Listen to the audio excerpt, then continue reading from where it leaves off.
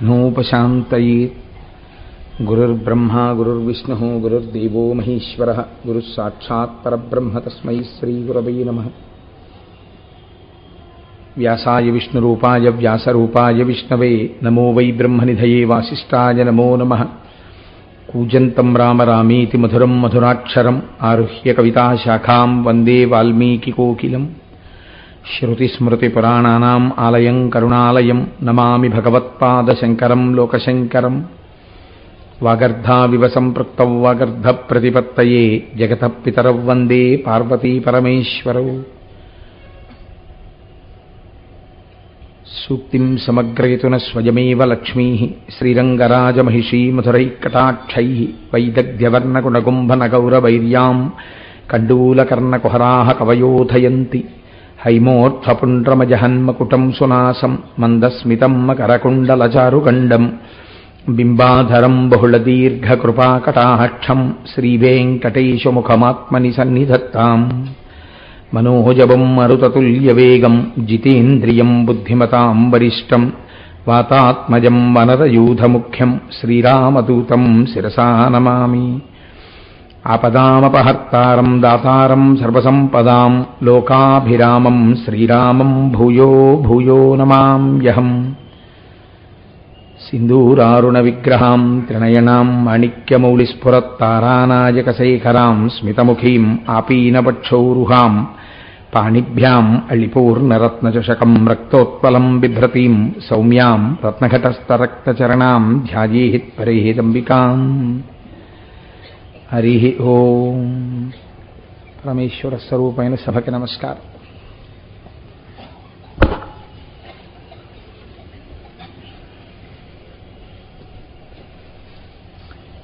ఒక్కసారి శివనామములను చెప్పి తర్వాత మనం ప్రసంగాన్ని ప్రారంభం చేద్దాం. ధవళవపుషమిందోర్మండలే సన్నివిష్టం భుజగవలయహారం భస్మదిగ్ధాంగమీశం మృగయ పరశుపాణిం చారుచంద్రార్ధమౌళిం హృదయకమలమధ్యే సంతతం చింతయామి. శివో మహేశ్వర శంభో పినాకీ శశిశేఖర వామదేవో విరూపాక్ష కపర్దీ నీలలోహిత శంకర శూలపాణిశ్చ ఖట్వాంగీ విష్ణువల్లభ సిపి విష్టోంబికానాథ శ్రీకంఠో భక్తవత్సలః భవశర్వస్త్రిలోకేశ శితికంఠః శివాప్రియః ఉగ్రకపాలీ కామారీ అంధకాసురసూదనః గంగాధరో లలాటాక్ష కాళకాళ కృపానిధిః భీమ పరశుహస్తశ్చ మృగపాణిర్జటాధరః కైలాసవాసీ కవచీ కఠోరస్త్రిపురాంతకః వృషాంకో వృషభారూఢో భస్మోద్ధూళిత విగ్రహః సామప్రియ సర్వమయస్త్రయీమూర్తిరనీశ్వరః సర్వజ్ఞ పరమాత్మా చ సోమసూర్యాగ్నిలోచనః హవిర్యజ్ఞమయః సోమః పంచవక్త్రః సదాశివః విశ్వేశ్వరో వీరభద్రో గణనాథ ప్రజాపతిః హిరణ్యరేతా దుర్ధర్షో గిరిశో గిరీశో నఘః భుజంగభూషణో భర్గో గిరిధన్వీ గిరిప్రియః కృత్తివాసాః పురారాతిర్భగవాన్ ప్రమదాధిపః మృత్యుంజయః సూక్ష్మతనుర్జగద్వ్యాపీ జగద్గురుః వ్యోమకేశో మహాసేన జనకశ్చారు విక్రమః రుద్రో భూతపతిస్థాణుర్రహిర్భుజ్ఞో దిగంబరః అష్టమూర్తిరనేకాత్మా సాత్వికః శుద్ధ విగ్రహః శాశ్వత ఖండపరశుః అజపాశ విమోచకః మృఢ పశుపతిర్దేవో మహాదేవో వ్యయో హరిః పూషదంతభిదవ్యక్తో దక్షాధ్వరహరో హరః భగనేత్రభిదవ్యక్తః సహస్రాక్షః సహస్రపాత్ అపవర్గప్రదోనంతస్తారకః పరమేశ్వరః ఏవం శ్రీశంభుదేవస్య నామ్నామష్టోత్తరం శతం శ్రీశివాష్టోత్తరశతనామస్తోత్రం సమాప్తం.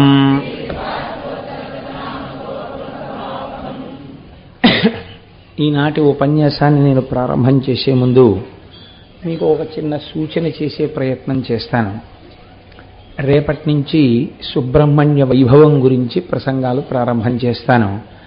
దాన్ని బహుశः 10వ తారీఖు నాటికి స్వామి అనుగ్రహంతో వల్లీ కళ్యాణంతో పూర్తి చేస్తాను.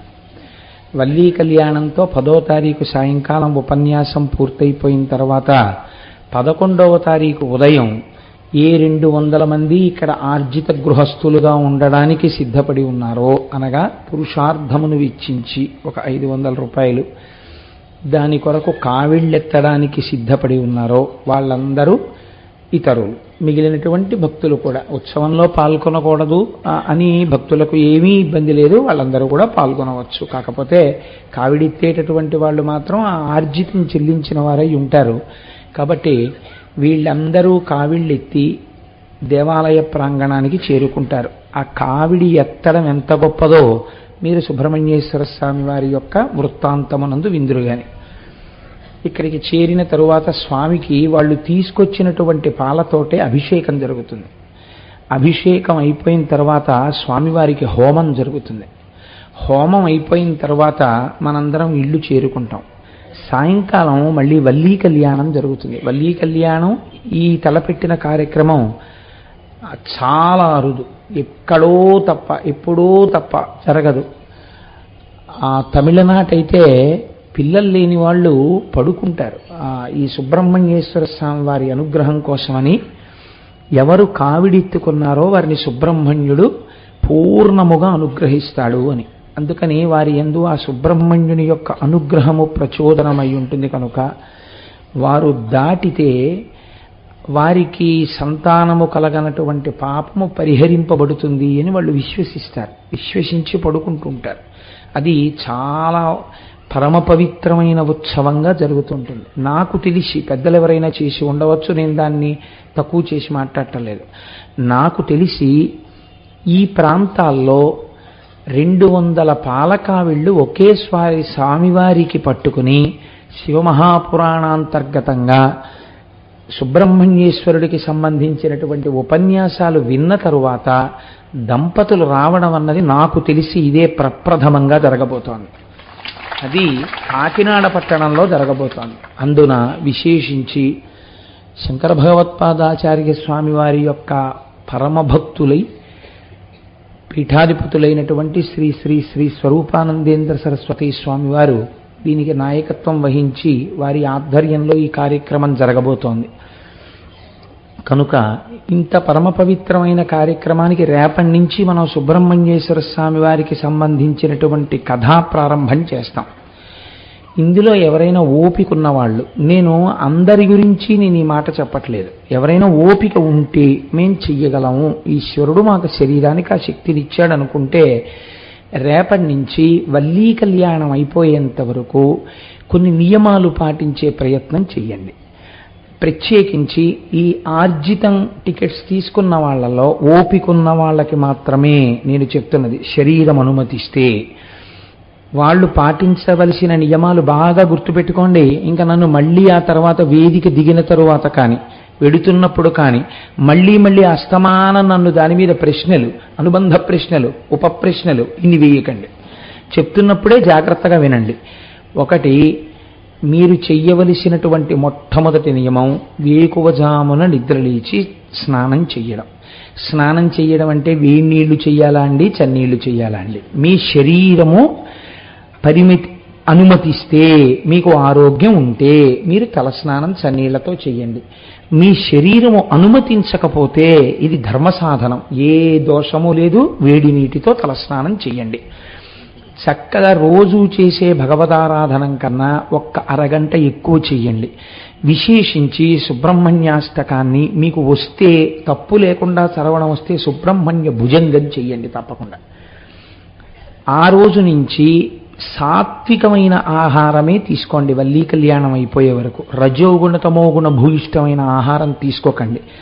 బయట ఎక్కడ తయారు చేసిన పదార్థాలు తీసుకోకండి. హోటళ్లలోకి వెళ్ళి తినడం, టీ స్టాల్స్ దగ్గర టీలు తాగడం, కాఫీలు తాగడం, ఇలాంటి పనులు చేయకండి. మీ ఇంట్లో చక్కగా మీ భార్య గారు కూడా దానికి సహకరించగలిగి, ఒకవేళ వారికి ఆరోగ్యం బాగులేకపోతే వారిని ఇబ్బంది పెట్టకండి, వారు కల్పిస్తే తాగండి. భోజనం ఒక్కసారే చెయ్యండి, రాత్రి పలహారం చెయ్యండి. సాత్వికమైన పలహారం తీసుకుని భూశయనం చెయ్యండి. మంచం మీద పడుకోకండి, బ్రహ్మచర్యం పాటించండి. భూశయనం చేసినప్పుడు కటిక నేల మీద పడుకోమని నేను చెప్పట్లేదు. ఒక చాప వేసుకోండి, లేకపోతే బొంత వేసుకోండి, చలికాలం కాబట్టి. ఇవన్నీ మీ శరీరం అనుమతిస్తే చెయ్యండి. అనుమతించకపోతే మీరు బెంగ పెట్టుకోకండి. ఒక్కసారి సుబ్రహ్మణ్యాష్టకం చేసుకోండి చాలు. చక్కగా భూశయనం చేయండి. మళ్ళీ ప్రాతకాలమునందు చక్కగా ఆరాధన చేసుకోండి. ఇంకా మీరు కట్టుకోవలసినటువంటి బట్టలకు సంబంధించినంత వరకు తడిపి ఆరేసినటువంటి బట్టలే కట్టుకోండి. అనగా చాకలి తెచ్చిన ఇస్త్రీ బట్టలు కూడా కట్టుకోవచ్చు. పట్టు బట్ట కట్టుకోవాలా, సిల్క్ బట్ట కట్టుకోవాలా, నూలు బట్ట కట్టుకోవాలా, అలాంటి నియమాలు ఏమి ఉండవు. మీరు పరమ పవిత్రంగా శౌచాన్ని పెంచుకోవడం కోసమని మీరు చేసుకుంటున్నారు. శౌచము బాహ్యమునందు ఎంత ఎక్కువగా ఉంటే ఆంతరమునందు ఆ శౌచము కలుగుతుంది. నేను ఒక స్వామి పట్ల ఇప్పుడు ప్రత్యేకమైన ఆరాధనతో ఉన్నాను అన్న భావన పరిపుష్టమవుతుంది. అది పెద్ద పూజ అవుతుంది మీకు. ఇది చెయ్యగలిగిన వాళ్ళు చెయ్యండి. సాయంకాలం వేళల్లో మళ్ళీ మళ్ళీ శివమహాపురాణాంతర్గతంగా సుబ్రహ్మణ్యేశ్వర స్వామి వారి గురించి 4 రోజుల పాటు వల్లీ కళ్యాణం వరకు ప్రసంగం చేయడం అనేటటువంటిది కొంచెం అరుదుగా జరిగేటటువంటి విషయం. అది ఎప్పుడూ జరగాలి. కాకినాడలోనే నేను నిండు మనస్సుతో కోరుకుంటాను. కానీ అన్ని వేళలా శివమహాపురాణం అనేటటువంటి దాన్ని 30 రోజులో 40 రోజులో కార్యక్రమంగా జరగదు కదా, కొంచెం అరుదుగా జరుగుతుంది. కాబట్టి ఎన్ని పనులున్నా సాయంకాలం అయ్యేటప్పటికీ శివాష్టోత్తరం దగ్గర నుంచే చదవడానికి సిద్ధమైపోయి ఉండండి. పూనికతో శృణ్వంతపః, మీరు పాటించిన శౌచము జాజ్వల్యమానం ఎప్పుడవుతుందంటే పూనికతో రేపటి నుంచి సుబ్రహ్మణ్యుడి యొక్క కథ వినడం ప్రారంభం చెయ్యండి. ఆయన ఎన్ని అవతారాల్లో వచ్చారో, ఎంత గొప్ప అవతారాలో అవన్నీ మీరు వింటూ ఉంటే కేవలము వినడము చేత మీరు సుబ్రహ్మణ్యేశ్వర స్వామి వారి యొక్క అనుగ్రహాన్ని పొందుతారు. రేపటి నుంచి మేము ఇలా ఉండలేమండి, మా శరీరాలు అనుమతించవు అన్నవాళ్ళు బెంగ పెట్టుకోకండి. కానీ 500 రూపాయల ఆర్జితం టికెట్ ఎవరు తీసుకున్నారో వాళ్ళు మాత్రం ఆ రోజున, అనగా ఆదివారం నాడు మాత్రం ఖచ్చితంగా తెల్లవారుజామున లేవవలసిందే, ఇంట్లో ఆరాధన చేసుకోవలసిందే.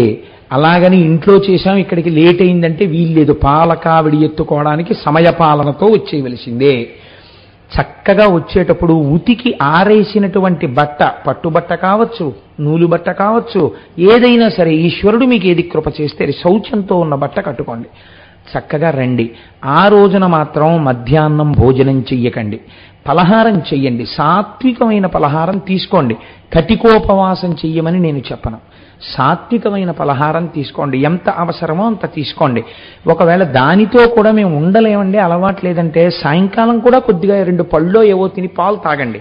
ఎందుకంటే ఈ 500 రూపాయల టిక్కెట్లు ఉన్న వాళ్ళందరూ మళ్ళీ వల్లీ కళ్యాణంలో సామాగ్రంతా పట్టుకుని స్వామివారి గుడికి ప్రదక్షిణం చేసి మూల విరాట్కు చూపించి కిందకు వస్తారు.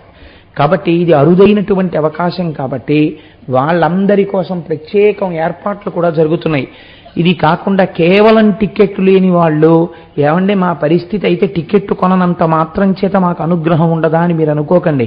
నేను అటువంటి పాపపు పనులను సంకల్పం చేసేవాళ్ళను కాను. కట్టిన వాళ్ళు ఖచ్చితంగా వాళ్ళ ఉద్ధరణ ఎక్కువ ఉంటుంది. నేను ఉన్న మాట ఉన్నట్టు మాట్లాడాలి. వాళ్ళు పురుషార్థమును చెల్లించారు కాబట్టి మీరు కూడా ఆ రోజున స్వచ్ఛమైన ఆవు పాలు తెచ్చి అభిషేకానికి అక్కడ పాత్రలు పెడతారు. ఏమంటే మాకు పాలు దొరకవన్నారనుకోండి, అంత పంచదార తీసుకురండి. పంచదార మాకు దొరకదండి అన్నారనుకోండి, అంత పెరుగు తీసుకురండి, ఆవు పాల పెరుగు. ఇంత ఆవు నెయ్యి తీసుకురండి. మీకు అవి కూడా దొరకలేదనుకోండి, అన్ని పువ్వులు పట్టరండి. మీ పురుషార్థం ఏదో ఒకటి పట్టరండి. ఇవేవి మీకు దొరకలేదనుకోండి, మీరు బెంగ పెట్టుకోకండి. హాయిగా వచ్చి అక్కడ కూర్చోండి. మీకోసం గోపాలకృష్ణ స్వామి వారు, మా దొరగారు వీళ్ళందరూ కలిసి ఒక గొప్ప ఏర్పాటు కూడా చెయ్యాలని ప్రయత్నం చేస్తున్నారు. అక్కడ పీఠాధిపతులు కూర్చుని ఉండగానే చూసిన వాళ్ళు కూడా సాధ్యమైనంత వరకు ఆ రోజున యాగం దగ్గర పూర్ణాహుతి అయిపోయిన తర్వాత ఎంతమంది జనం ఉన్నారో అందరినీ ఆ యాగవేదిక దగ్గరికి తీసుకొచ్చి స్వామివారి చేత అందరికీ అక్షతలు వేయించే ప్రయత్నం చేస్తున్నాం. ఎందుకంటే ఎవ్వరూ చిన్నబుచ్చుకోకూడదు, అందరికీ ఆ ఫలితం అందాలి అని చేస్తున్నాం. కాబట్టి మీ సాధ్యమైనంత వరకు మీరు ఒకటి గుర్తుపెట్టుకోండి, ఇందులో టిక్కెట్టు లేకపోయినా మీరు పూనికతో చక్కగా ఆ దీక్షా కార్యక్రమాన్ని కొంతమంది కొనసాగించుకోవచ్చు. అలా పూనికతో ఉండి ఆ రోజు పొద్దున్న మీరు ఇంట్లో పూజ చేసుకుని అయిపోయిన తర్వాత ఇక్కడ చక్కగా ఒక్కసారి ఆ యాగగుండాన్ని దర్శనం చేసి దగ్గరకు వచ్చి స్వామివారితో అక్షతలు వేయించుకుని మీరందరూ కూడా ఇంటికి వెళ్ళవచ్చు. కళ్యాణాన్ని కూడా వచ్చి వీక్షించవచ్చు. కళ్యాణం తలంబ్రాల అక్షతలు కూడా తీసుకున్న తరువాత టిక్కెట్ ఒకటి దొరకలేదని మీరు బెంగ పెట్టుకోకండి. ఆ మర్నాడు ఉదయం పునఃపూజ, స్వామివారికి ఉదయం పూజ చేసినప్పుడు మీరు ఏ శౌచముతో కూడినటువంటి పద్ధతిని పాటిస్తున్నానని చెప్పారో దాన్ని ఈశ్వరా నువ్వు శరీరము ఆరోగ్యము ఇచ్చినందుకు నేను ఈ 4-5 రోజులు అలా ఉన్నాను. ఇవాళ నుంచి నేను ఈ రోజులలో ఉన్నంత శౌచముతో ఉండకపోయినా కొద్దిగా అటు ఇటు అయినా నీవు మన్నించదవు కాక, కాబట్టి నేను ఇక్కటితో దీనిని విరమించుచున్నాను అని ఒక సంకల్పం చెప్పి నమస్కారం చేసుకుని చక్కగా కొద్దిగా ఏదైనా పదార్థం నైవేద్యం పెట్టి మీ నిత్య జీవన స్రవంతిలోకి మీరు వచ్చేసేయచ్చు. నేను అనుకుంటున్నాను, నేను దీని గురించి స్పష్టంగానే చెప్పాను అని నేను అనుకుంటున్నాను. మరి నేను చెప్పాను కాబట్టి స్పష్టంగా నాకు అనిపించిందో, ఇందులో ఏవైనా మీకు సహేతుకమైన అనుమానాలు ఏవైనా ఉన్నాయా అని చెప్పిన దాంట్లో ఇంకా మాకు అర్థం కాలేదండి, కొంచెం తెలుసుకోవలసిందన్న అనుమానం మీకు ఏమైనా ఉందా? ఎవరికైనా వేదిక దిగిన తరువాత మాత్రం ఇంకా నన్ను అడగవద్దు. ఎందుకంటే దానికి అంతు ఉండదు. ఇంకా ఆ అనుమానం అన్నది ఎక్కువ ఉండకూడదు. నేను స్పష్టంగా చెప్పాను. ఏమైనా ఉంటే ఇప్పుడే ఇక్కడే నన్ను అడగండి. ఏదైనా ఉందా మీకు అనుమానం? ఇందులో ఉంటే మీకేం బెంగలేదు, చెయ్యెత్తి మీకున్న అనుమానం అడగండి. ఏమీ లేదు కదా, లేకపోతే సంతోషంగా ఉండండి. కాబట్టి హరి ఓం. ఇప్పుడు మనం చక్కగా కార్యక్రమంలోకి ప్రవేశించేద్దాం. ఒకనొకనాడు, అంటే రేపటి రోజున సుబ్రహ్మణ్యేశ్వర స్వామి వారి ఉత్సవం మొదలు పెడుతున్నాం కదా అని నాకెందుకో పొద్దున్న శివమహాపురాణం చూస్తే ఒక విచిత్రమైన ఆలోచన, బహుశా ఈశ్వర సంకల్పముగానే కలిగిందేమో, నాకు ఒక ఆలోచన వచ్చింది. అదేమిటో, ముందు నా గురించి చెప్పి నా పెళ్ళవకుండా మా తమ్ముడికి చెప్పేద్దాం అనుకుంటున్నావా అనిపించింది. అందుకని ముందు ఇటు వచ్చాను ఇవాళ. ఓహో, ఈశ్వరుడు బహుశా నాకు జ్ఞాపకం చేసేలా ఉందని. ఒకానొకనాడు పార్వతీదేవి యొక్క చిలికెత్తెలైన జయ విజయ, అక్కడుంటే జయ విజయ, నారాయణి దగ్గరుంటే నారాయణుడి దగ్గరుంటే జయ విజయులు, అంతే తేడా. కాబట్టి జయ విజయ వాళ్ళిద్దరూ అమ్మవారితో ఈశ్వర సంకల్పం ఒక గొప్ప పని జరగాలి కాబట్టి వాళ్ళ అమ్మవారితో ఒక మాట చెప్పారు. అమ్మా, నంది ఉన్నాడు, నిన్ను వహిస్తాడు, శంకరుణ్ణి వహిస్తాడు, కానీ ఆయనకి కించిత్ శంకరుడి మాట ఔదల దాల్చడంలోనే సంతోషం ఎక్కువ.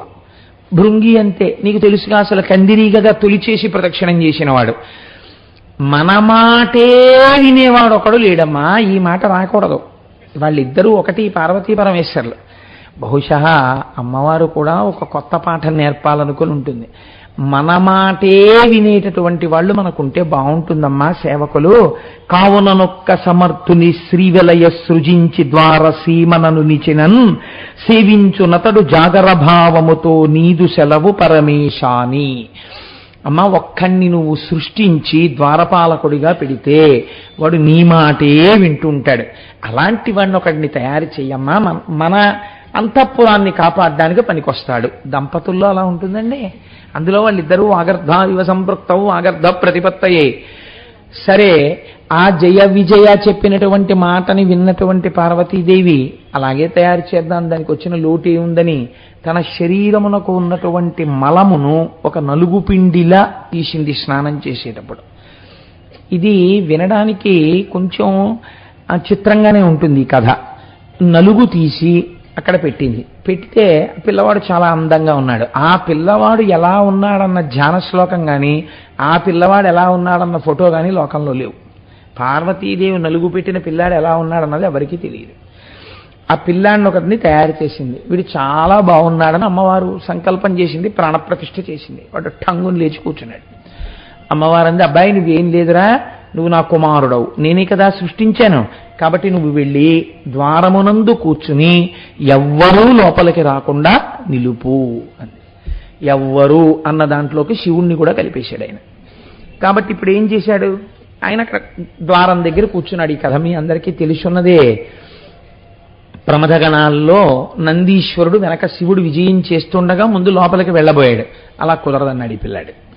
అనేటప్పటికి ముందు శంకరుడు జోక్యం చేసుకోలేదు. ప్రమథగణాలు లోపలికి వెళ్ళడానికి వీలు లేదంటే ఏమవుతుంది? యుద్ధం ప్రారంభమైంది.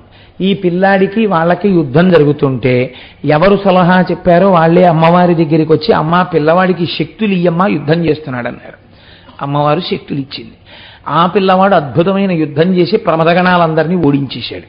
ఇంకక్కడి నుంచి చతుర్ముఖ బ్రహ్మగారు, శ్రీ మహావిష్ణువు వాళ్ళు కూడా వచ్చేశారు యుద్ధానికి. ఇదేవిడి శంకరుడికి ఇంత ఉపద్రవం వచ్చింది. వాళ్ళందరూ ఎప్పుడు ఒకటే మాట మీద ఉంటారండి. ఉన్నదొక్కటి మూడుగా కనపడాలి. మీకు ఏం చెప్పాలన్నా ఈ ముగ్గురితోనే చూపించాలి, నాలుగోవాడితో కుదరదు. ఎందుకంటే అదే మీకు పాఠం చెప్పాలి, అదే మూడుగా మారి చేసేస్తుంటుంది అలా కథని. కాబట్టి ఇప్పుడు అందరూ వస్తే శంకరుణ్ణి లోపలికి పంపించలేదు ఆయన. పంపించకపోతే శంకరుడు చేతిలో త్రిశూలాన్ని పట్టుకుని ఆయన కంఠానికి గురిపెట్టి విసిరాడు. విసిరితే ఆ కంఠాన్ని ఉత్తరించేసింది త్రిశూలం. ఆ పిల్లవాడు మరణించాడు, కింద పడిపోయాడు. కింద పడిపోయిన తర్వాత శంకరుడు లోపలికి వెళ్ళాడు.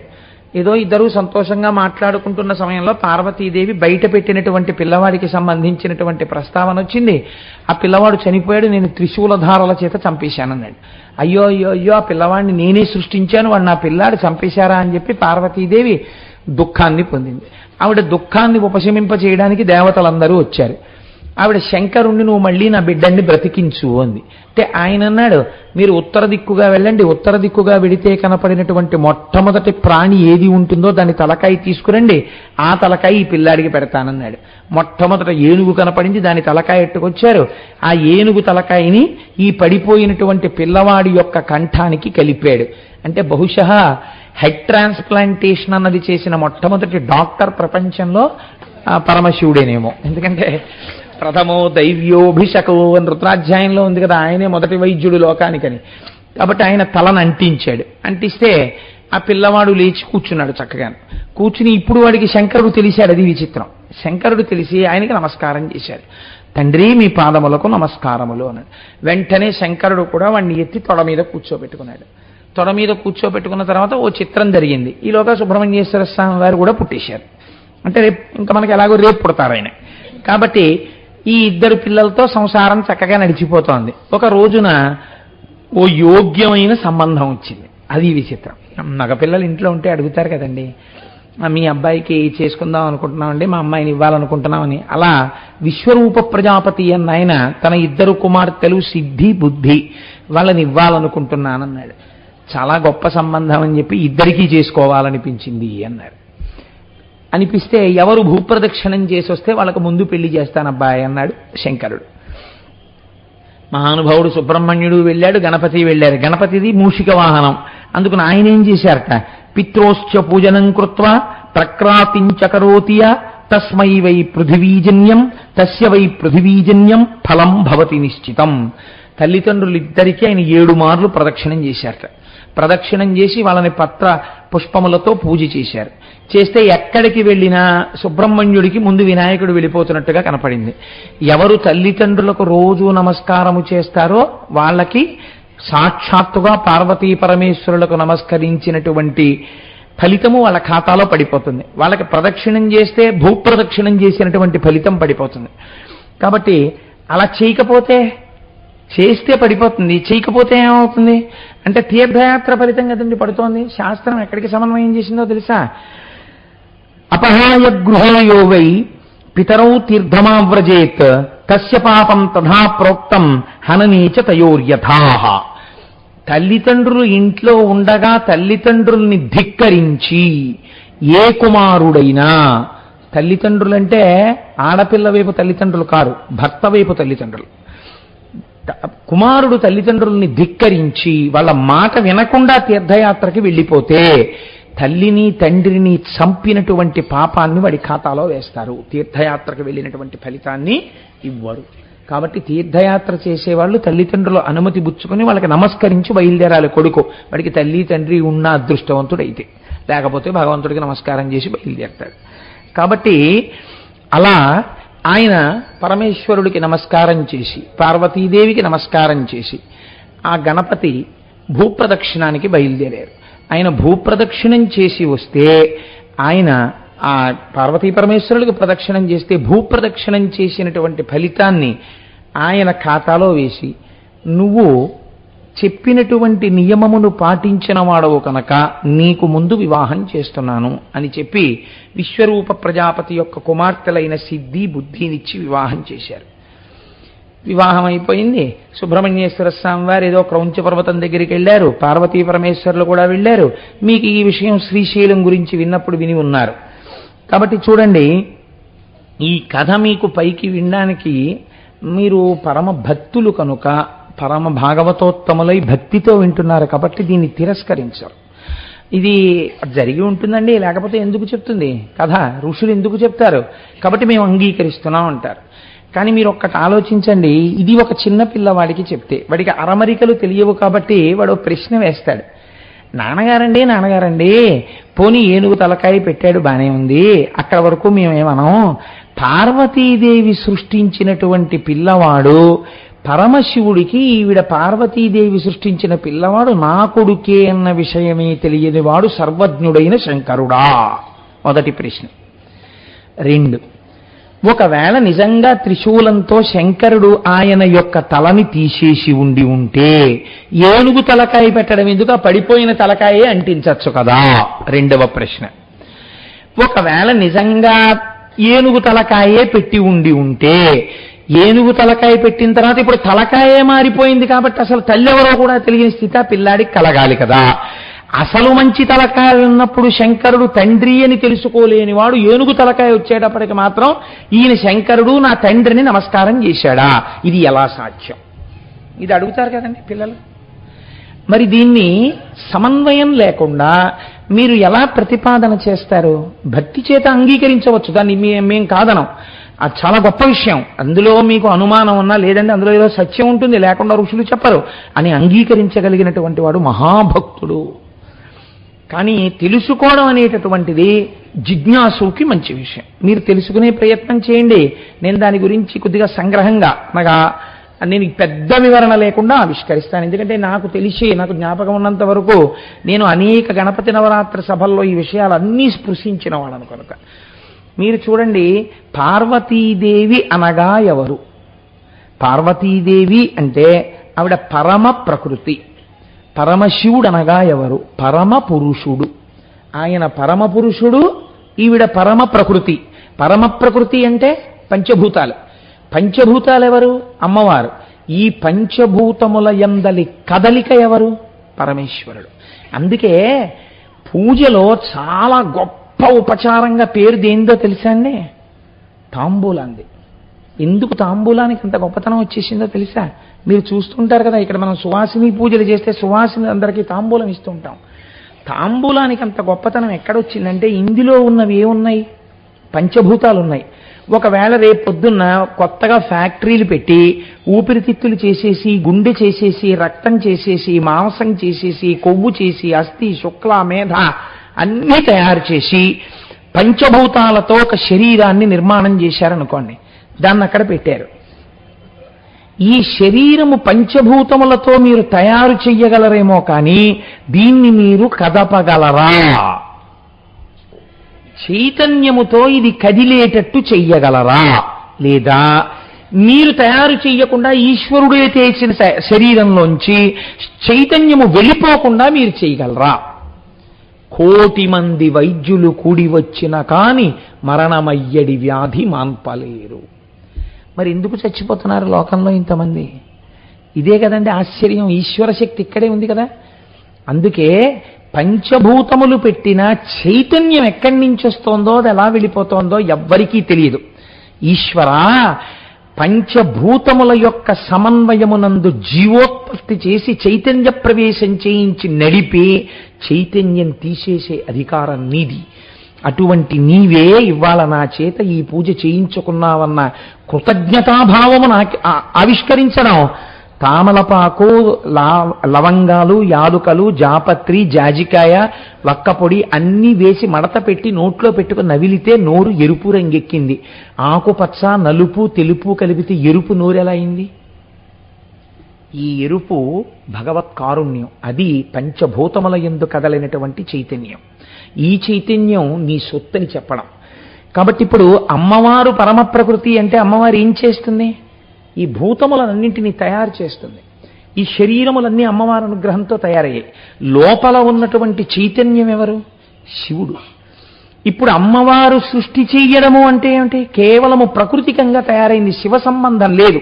శివ సంబంధం లేదంటే చైతన్యము లేని ప్రాణిని కాదు ఇక్కడ అర్థం. శివ సంబంధమైన ఎరుక లేదు. లోపల ఉన్న చైతన్యము నేనన్నది తెలియదు. పైనున్న ఇది నేననుకుంటోంది. ఇది నేనని ఎందుకు అనుకుంటోంది? 3 గుణముల చేత బంధింపబడి ఉంది. అవి సత్వము, రజస్సు, తమస్సు. ఈ 3 గుణములే ప్రకృతి యొక్క మలము. అదే అమ్మవారి శరీరంలోంచి వచ్చిన మలం. ఈ మలముతో తయారయ్యాడు ఆ పిల్లవాడు. అంటే త్రిగుణముల యందు కొట్టుమిట్టాడుతున్నవాడు, గుణాతీతుడు కాడప్పటికి. కాబట్టి ఈ తలకి ప్రకృతి తెలుసు, పురుషుడు తెలియడు, పరమపురుషుడు తెలియదు, శివుడు తెలియదు. లోపల ఉన్న చైతన్యం బయట నిలబడిన శంకరుడన్న విషయం వాడికి తెలియదు. నీలో ఉన్న చైతన్యం శివాలయంలో లింగం అని వాడికి తెలియదు. కాబట్టి ఇప్పుడు ఆయన ఏం చేశాడు? దానితోనే పోరాటం చేశాడు. ఇప్పుడు శంకరుడు దేంతో తరిగేశాడు? తల త్రిశూలంతో తరిగేశాడు. త్రిశూలం అంటే ఏమిటి? త్రైగుణ్యం శూలమే తస్య పరసు సత్యనిష్టత. ఆ పైన ఉన్నటువంటి 3 త్రిగుణములు. ఈ 3 గుణములకు ఆధారమైనటువంటి సత్యము శంకరుడి చేతిలో ఉన్న త్రిశూలము. ఆయన గుణాతీతుడు. ఎప్పుడైతే శివుడి చేతి త్రిశూలం ఆ కంఠానికి తగిలిందో త్రిగుణములకు సంబంధించినటువంటి బుద్ధి పోయింది. పోయి ఇప్పుడు ఏ తలకాయ పెట్టబడింది?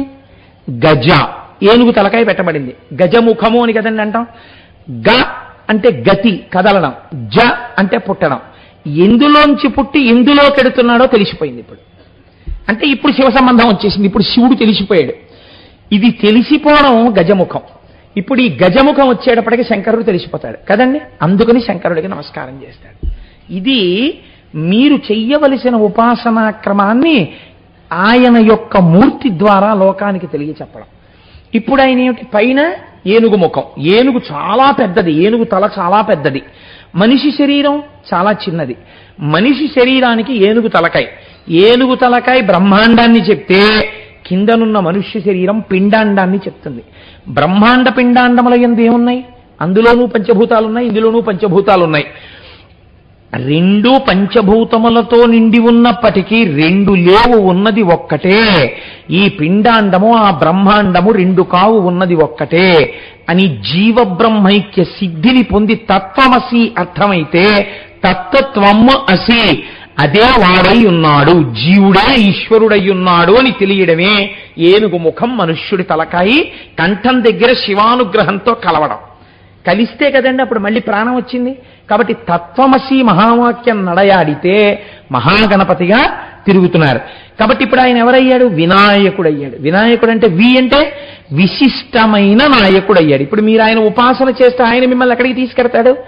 ఆయన కూడా మిమ్మల్ని అటువంటి పదంలోకే తీసుకెడతాడు. ఇప్పుడు ఆయన దేనికి నాయకుడు? విఘ్నమునకు నాయకుడు. విఘ్నం అంటే ఏమిటి? మీరు చేద్దామన్న కార్యం జరగకుండా పోయేటట్టుగా చేసేదాన్ని విఘ్నం అంటారు. ఆ విఘ్నాన్ని తీసేస్తాడు. అంటే ఏం చేస్తాడు? మీరు ఎక్కడికి చేరాలో అక్కడికి చేర్చేస్తాడు. ఈ చేర్చేయడం చాలా గమ్మత్తైన ప్రక్రియ. మీరు చూడండి, ఇలా ఉంటే చేరుస్తాడా అని మీరు అనకూడదు. గణపతి కాబట్టి పరబ్రహ్మమై ఉన్నాడు. ఈయనకి సిద్ధి బుద్ధి భార్యలు. ఎవడు బుద్ధిని ఉపయోగిస్తాడో వాడు సిద్ధిని పొందగలడు. బుద్ధి ఎవరికి ఉంది? లోకంలో ఏ ప్రాణికి లేదు, ఒక్క మనుష్య ప్రాణికే ఉంది. బుద్ధి అంటే నిశ్చయాత్మకము. మీరు బాగా గుర్తుపెట్టుకోండి. నిశ్చయము చేసేదాన్ని బుద్ధి అని పిలుస్తారు. మనకి చిత్రం ఏమిటంటే రెండు మీకు కనపడవు, ఇవే మీ జీవితాన్ని శాసిస్తాయి. మన ఏవ మనుష్యానాం కారణం బంధమోక్షయోహో. మనస్సు ఇది సంకల్ప వికల్ప సంఘాతము. కానీ దీనికి ఉన్నటువంటి దురదృష్టం ఏమిటంటే ఇది ఎంతసేపు చెప్పినా ఇది చెప్పగలదు తప్ప నిర్ణయం చెయ్యలేదు. ఇది చాలా తెలివైనటువంటి గుమాస్తా లాంటిది. నోట్ ఫైల్ రాయగలదంతే, ఆఖరి సంతకం ఆయనే పెట్టాలి, పై అధికారది బుద్ధి. ఇదేం చేస్తూ ఉంటుంది అంటే చెప్తుంది, పోన్లే వాడెవరో ఏదో చెప్తున్నాడు కదా, పోనీ అక్కడికి వెళదాం, 4 మాటలు వినొద్దాం, పోని పోయిందేముంది, ఏదో సుబ్రహ్మణ్యుడు వింటే చక్కగా పిల్లలకి మంచిది అంటున్నాడు కదా, పోని వెళ్ళొద్దాం అంటుంది. మళ్ళీ అదే ఏమంటుందంటే ఏదో అలా అంటూనే ఉంటా, అనకపోతే పెడతారండి మీరు, అందుకని వాడు అలా అంటాడంతే ఉతిదే. నిజంగా నేను అలా చెప్పాను అనుకోండి, నాకు ఆ ప్రారంభం ఏం లేదు, నాకు ఒకళ్ళున్నా ఇద్దరున్నా అని చెప్తే, అలా నీ సంఖ్యల కోసం ఉపన్యాసాలు చెప్పడం నాకేం అలవాట్లేదు. కాబట్టి నువ్వు అదంతా ఎందుకు, హాయిగా టీవీ చూడు అని అదే చెప్తుంది. ఇప్పుడు టీవీ చూడాలా ఉపన్యాసానికి వెళ్ళాలా ఎవరు నిర్ణయించాలి? రెండు మాటలు విని నిశ్చయం చేసేది ఏది ఉందో అది బుద్ధి. అందుకే మన శాస్త్రాలు ఎంత గొప్పవో తెలుసా అండి. ఏమడుగుతామంటే మనం ధియో యోన ప్రచోదయాత్, ధియో యోన ప్రచోదయాత్. గాయత్రి చేయడం అంటే అదే. అమ్మా నా బుద్ధిని ప్రచోదనము చేసెదవుగాక, నా బుద్ధిని ప్రచోదనము చేసెదవుగాక. నిర్ణయం చేస్తుండు, ఎప్పుడు నీవేపే ఉండేట్టు, నీ గురించి పలికేటట్టు నా బుద్ధిని నిర్ణయం చెయ్యి. ఇందులో హాయి ఉంది, ఇందులో సంతోషం ఉంది, ఇందులో ఆనందం ఉంది అని నిశ్చయం నా బుద్ధి చేసేటట్టు దాన్ని ప్రచోదనం చెయ్యి అని అడుగుతారు. కాబట్టి ఇప్పుడు ఈ బుద్ధి నిర్ణయాత్మకమైన శక్తి. బుద్ధి ఎటు నిర్ణయం చేసి తిప్పితే దాన్ని బట్టే మీ సిద్ధి. బుద్ధి గడ్డి తింది అంటారు మన వాళ్ళు, అందుకే వాడి బుద్ధి గడ్డి తిందండి అంటారు. బుద్ధి గడ్డి తినడం ఏమిటి? అది ఏమన్నా భోజనానికి వచ్చి కూర్చుందే అంటే బుద్ధి అక్కరలేని విషయాల వైపు వెళ్ళమని నిర్ణయం చేసింది. ఏమైపోయాడు? పాడైపోయాడు. బుద్ధి సక్రమమైన నిర్ణయము చేసింది. ఇప్పుడు ఏమవుతాడు? ఆయన బాగుపడిపోతాడు. కాబట్టి ఇప్పుడు మనస్సుని బుద్ధి చూడ్డం రావాలి. బుద్ధి సాక్షిగా ఉంటూ ఆహా నన్ను ఇలా పడగొడదాం అనుకుంటున్నావే అని అది చెప్పిన వ్యతిరేకమైన సలహాని త్రోసిరాజని మంచి వైపుకు వెడతానని నిర్ణయం చెయ్యగలిగినది ఏదో అది బుద్ధి. అలా కాకుండా చెడు వైపుకి చేసింది అనుకోండి. మీరు ఒక విషయం ఆలోచించండి, తప్పులు చేసిన వాళ్ళందరూ కూడా సంతోషంగా ఉన్నారని మీరు అనుకుంటున్నారా? ఆవేశంలో నిర్ణయాలు చేసుకోవడానికి బుద్ధిని అలవాటు చేసేస్తే అది జీవితంలో ఎక్కడో అక్కడ ఒక ఆవేశపూరితమైన నిర్ణయం తీసుకుంటుంది. ఆవేశమునందు నిర్ణయం చేయడం అన్నది అసలు అలవాటు లేకుండా మీరు చూడాలి. అందుకే interviews are meant for that. Written టెస్ట్లో ర్యాంక్ నెంబర్ 1 వస్తే ఇంటర్వ్యూ ఎందుకండి? Interview is meant for evaluating the inner view. ఆవేశంగా ఉంటాడా లేకపోతే కొంచెం ఆలోచన చేస్తాడా? నాకు ఎన్నో మార్లు అనిపిస్తుంది నా జీవితంలో నేను ఇది అలవాటు చేసుకోగలనా అని ఒక విషయం. పరమాచార్య స్వామి వారికి ఒక అలవాటు ఉండేది. పరమాచార్య స్వామి ఎదురు వాళ్ళు మాట్లాడుతుంటే మధ్యలో మాట్లాడరు అసలు. He gives a patient hearing. ఆయన వింటారు, ఎంతసేపు అయినా వింటారు. విన్న తర్వాత వెంటనే జవాబు ఆయన చెప్పరు. జీవితాంతం పరమాచార్య స్వామి అమలు చేసినటువంటి విధానం.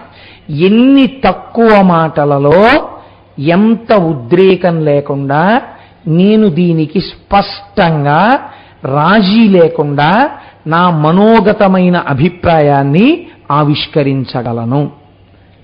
ముందు నవ్వుతారు, ఆ తర్వాత చాలా సూక్ష్మంగా మాట్లాడతారు. తక్కువ మాటలు మాత్రమే వాడతారు, వాడి జవాబు చెప్తారు అంతే. మీకు అది ఒక ఉపనిషత్. చాలా కష్టం అండి జీవితంలో, అది రాదు. మనం లొల్లి మాటలు ఎన్నో చెప్పలేం లేచిన దగ్గర నుంచి. అలా మాట్లాడుతూనే ఉంటాం. ఇది ఒక ప్రమాదకరమైన పోకడ. అసలు మౌనంగా ఉండడం కానీ, ఒక గ్రంథపఠనం చేయడం కానీ, ఒక సద్వస్తువు గురించి వివేచన చేయడం కానీ, ధ్యానం చేయడం కానీ మనకు అలవాటు ఉండదు. మనం అలా మాట్లాడుతూనే ఉంటాం. ఏదో ఒకటి పక్కవాడితో అలా ఏదో మాట్లాడుతూ ఉండాలి. అలా మాట్లాడుతూ పోతే ఏమవుతుందో తెలుసా అండి? అసలు బుద్ధికి నిర్ణయం చేసేటటువంటి స్థితి పోతుంది.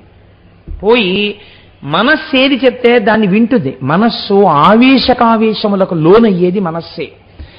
అది మంచి కోపంలో ఒక నిర్ణయానికి వచ్చిందనుకోండి, వస్తే అది ఎలా చెప్తే అలా చేస్తుంది అంతే. అలా చేసేసి జీవితాంతం బాధపడిన వాళ్ళు ఎందరో ఉంటారు. తప్పులు చేసిన వాళ్ళందరూ సంతోషంగా ఉన్నారని మీరు అనుకోకండి. ఆనాడు చేశానండి ఆవేశంలో, కొంతమంది తొందరపడి రాజీనామా చేస్తారు, జీవితాంతం విచారిస్తారు. కొంతమంది తొందరపడి ఎవరినో మాట అంటారు, జీవితాంతం విచారిస్తారు. మీకు ఒక దెబ్బ కొట్టినా క్షమింపబడుతుందేమో, ఒక్క మాట మీరు తొందరపడి అనేశారనుకోండి అంతే. ఇంకా జీవితంలో ఇక మళ్ళీ వారిని మీరు కలవలేరు. మాట అత్యంత ప్రమాదకరం. చాలా జాగ్రత్తగా ఉండాలి. ఇది దేనివల్ల వస్తుంది? బుద్ధిని నిర్ణయం చేసుకోవడానికి తగిన అవకాశం ఇవ్వడం మీరు చూస్తూ ఉండాలి. అన్నిటికన్నా గొప్పది దానికి అవకాశం ఇవ్వాలి. మీరు చూడండి, మీరు ఏదైనా ఒక కాగితం ఆఫీస్లో మీకు పని ఉందనుకోండి, మీరు గుమాస్తాని వెళ్ళి తొందర పెట్టగలరు. ఏమంటే మాకేదో పని ఉందండి, మీరు తొందరగా కొంచెం ఆ ఫైల్ పెట్టేయండి అని. ఫైల్ పెట్టేసిన తర్వాత గుమాస్తా ఆ ఫైల్ పట్టుకుని లోపలికి వెళ్ళడానికి అనుమతి ఇవ్వరు. అందుకే అధికారి దగ్గరికి ఎంతో అవసరం అయితే తప్ప ఫైల్ పట్టుకుని లోపలికి వచ్చి మాట్లాడడానికి ఉండదు. వచ్చిన కాగితం ఏమిటి, నీ మనోభిప్రాయం ఏమిటి, you should make a note of it, that's all. మీరు నోట్ రాసి ఆ ఫైల్ ఇచ్చేయాలంటే అధికారికి. అధికారి దగ్గరికి వెళ్ళి మీరు తొందరగా సంతకం పెట్టేయండి సార్ దీని మీద అంటే గెట్ లాస్ట్ అంటాడు. ఆయన వరుస క్రమంలో చూస్తాడు. ఆయనకు అనుమానం వచ్చింది అనుకోండి, కట్టేసి పక్కన పారేస్తాడు. ఇంటికి కారులో పట్టరా అంటాడు. ఆయన చాలా మెల్లగా చూస్తాడు. చూసి ఒకసారి ఆయన సంతకం పెట్టారనుకోండి, పెడితే ఇంకా తర్వాత దేనికైనా ఆయనే రెస్పాన్సిబుల్.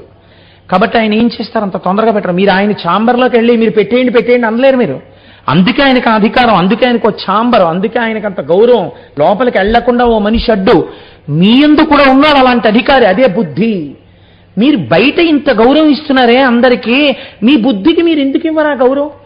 నిర్ణయించుకోవడానికి ఒక విషయాన్ని బాగా ఆలోచనకు అవకాశం ఇచ్చి అప్పుడు మీరు ఆ బుద్ధి చేత నిర్ణయం చేయడానికి అవకాశం ఇవ్వాలి.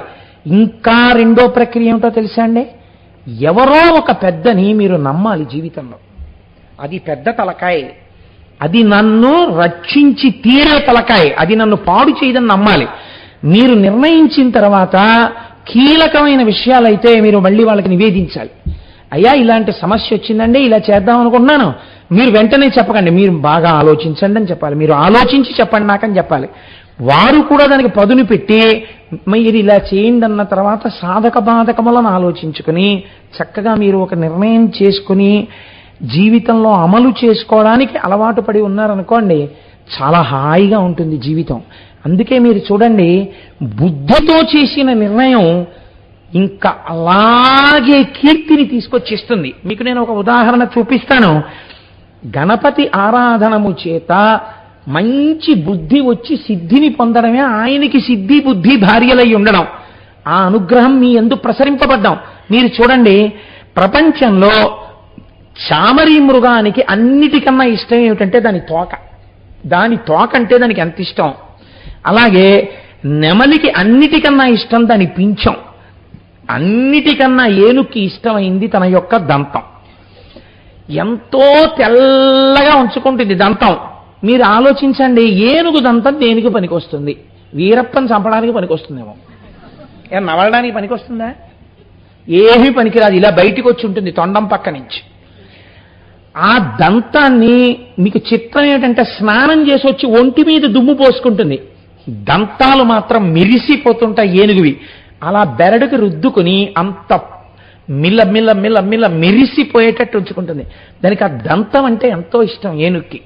అటువంటి ఏనుగు ముఖం ఉన్న గణపతి వ్యాసుడు భారతం చెప్తుంటే దేంతో రచన చేశాడండి? ఆయన అడిగితే ఒక గంట ఉండదా? తన దంతాన్ని విరిచేసి దాంతో రచన చేశాడు. ఎందుకని? బుద్ధి తొందరగా దేనికి ఉపయోగించాలి? నీకున్నవి లోకోపకారమునకో నువ్వు ఉపయోగించాలి.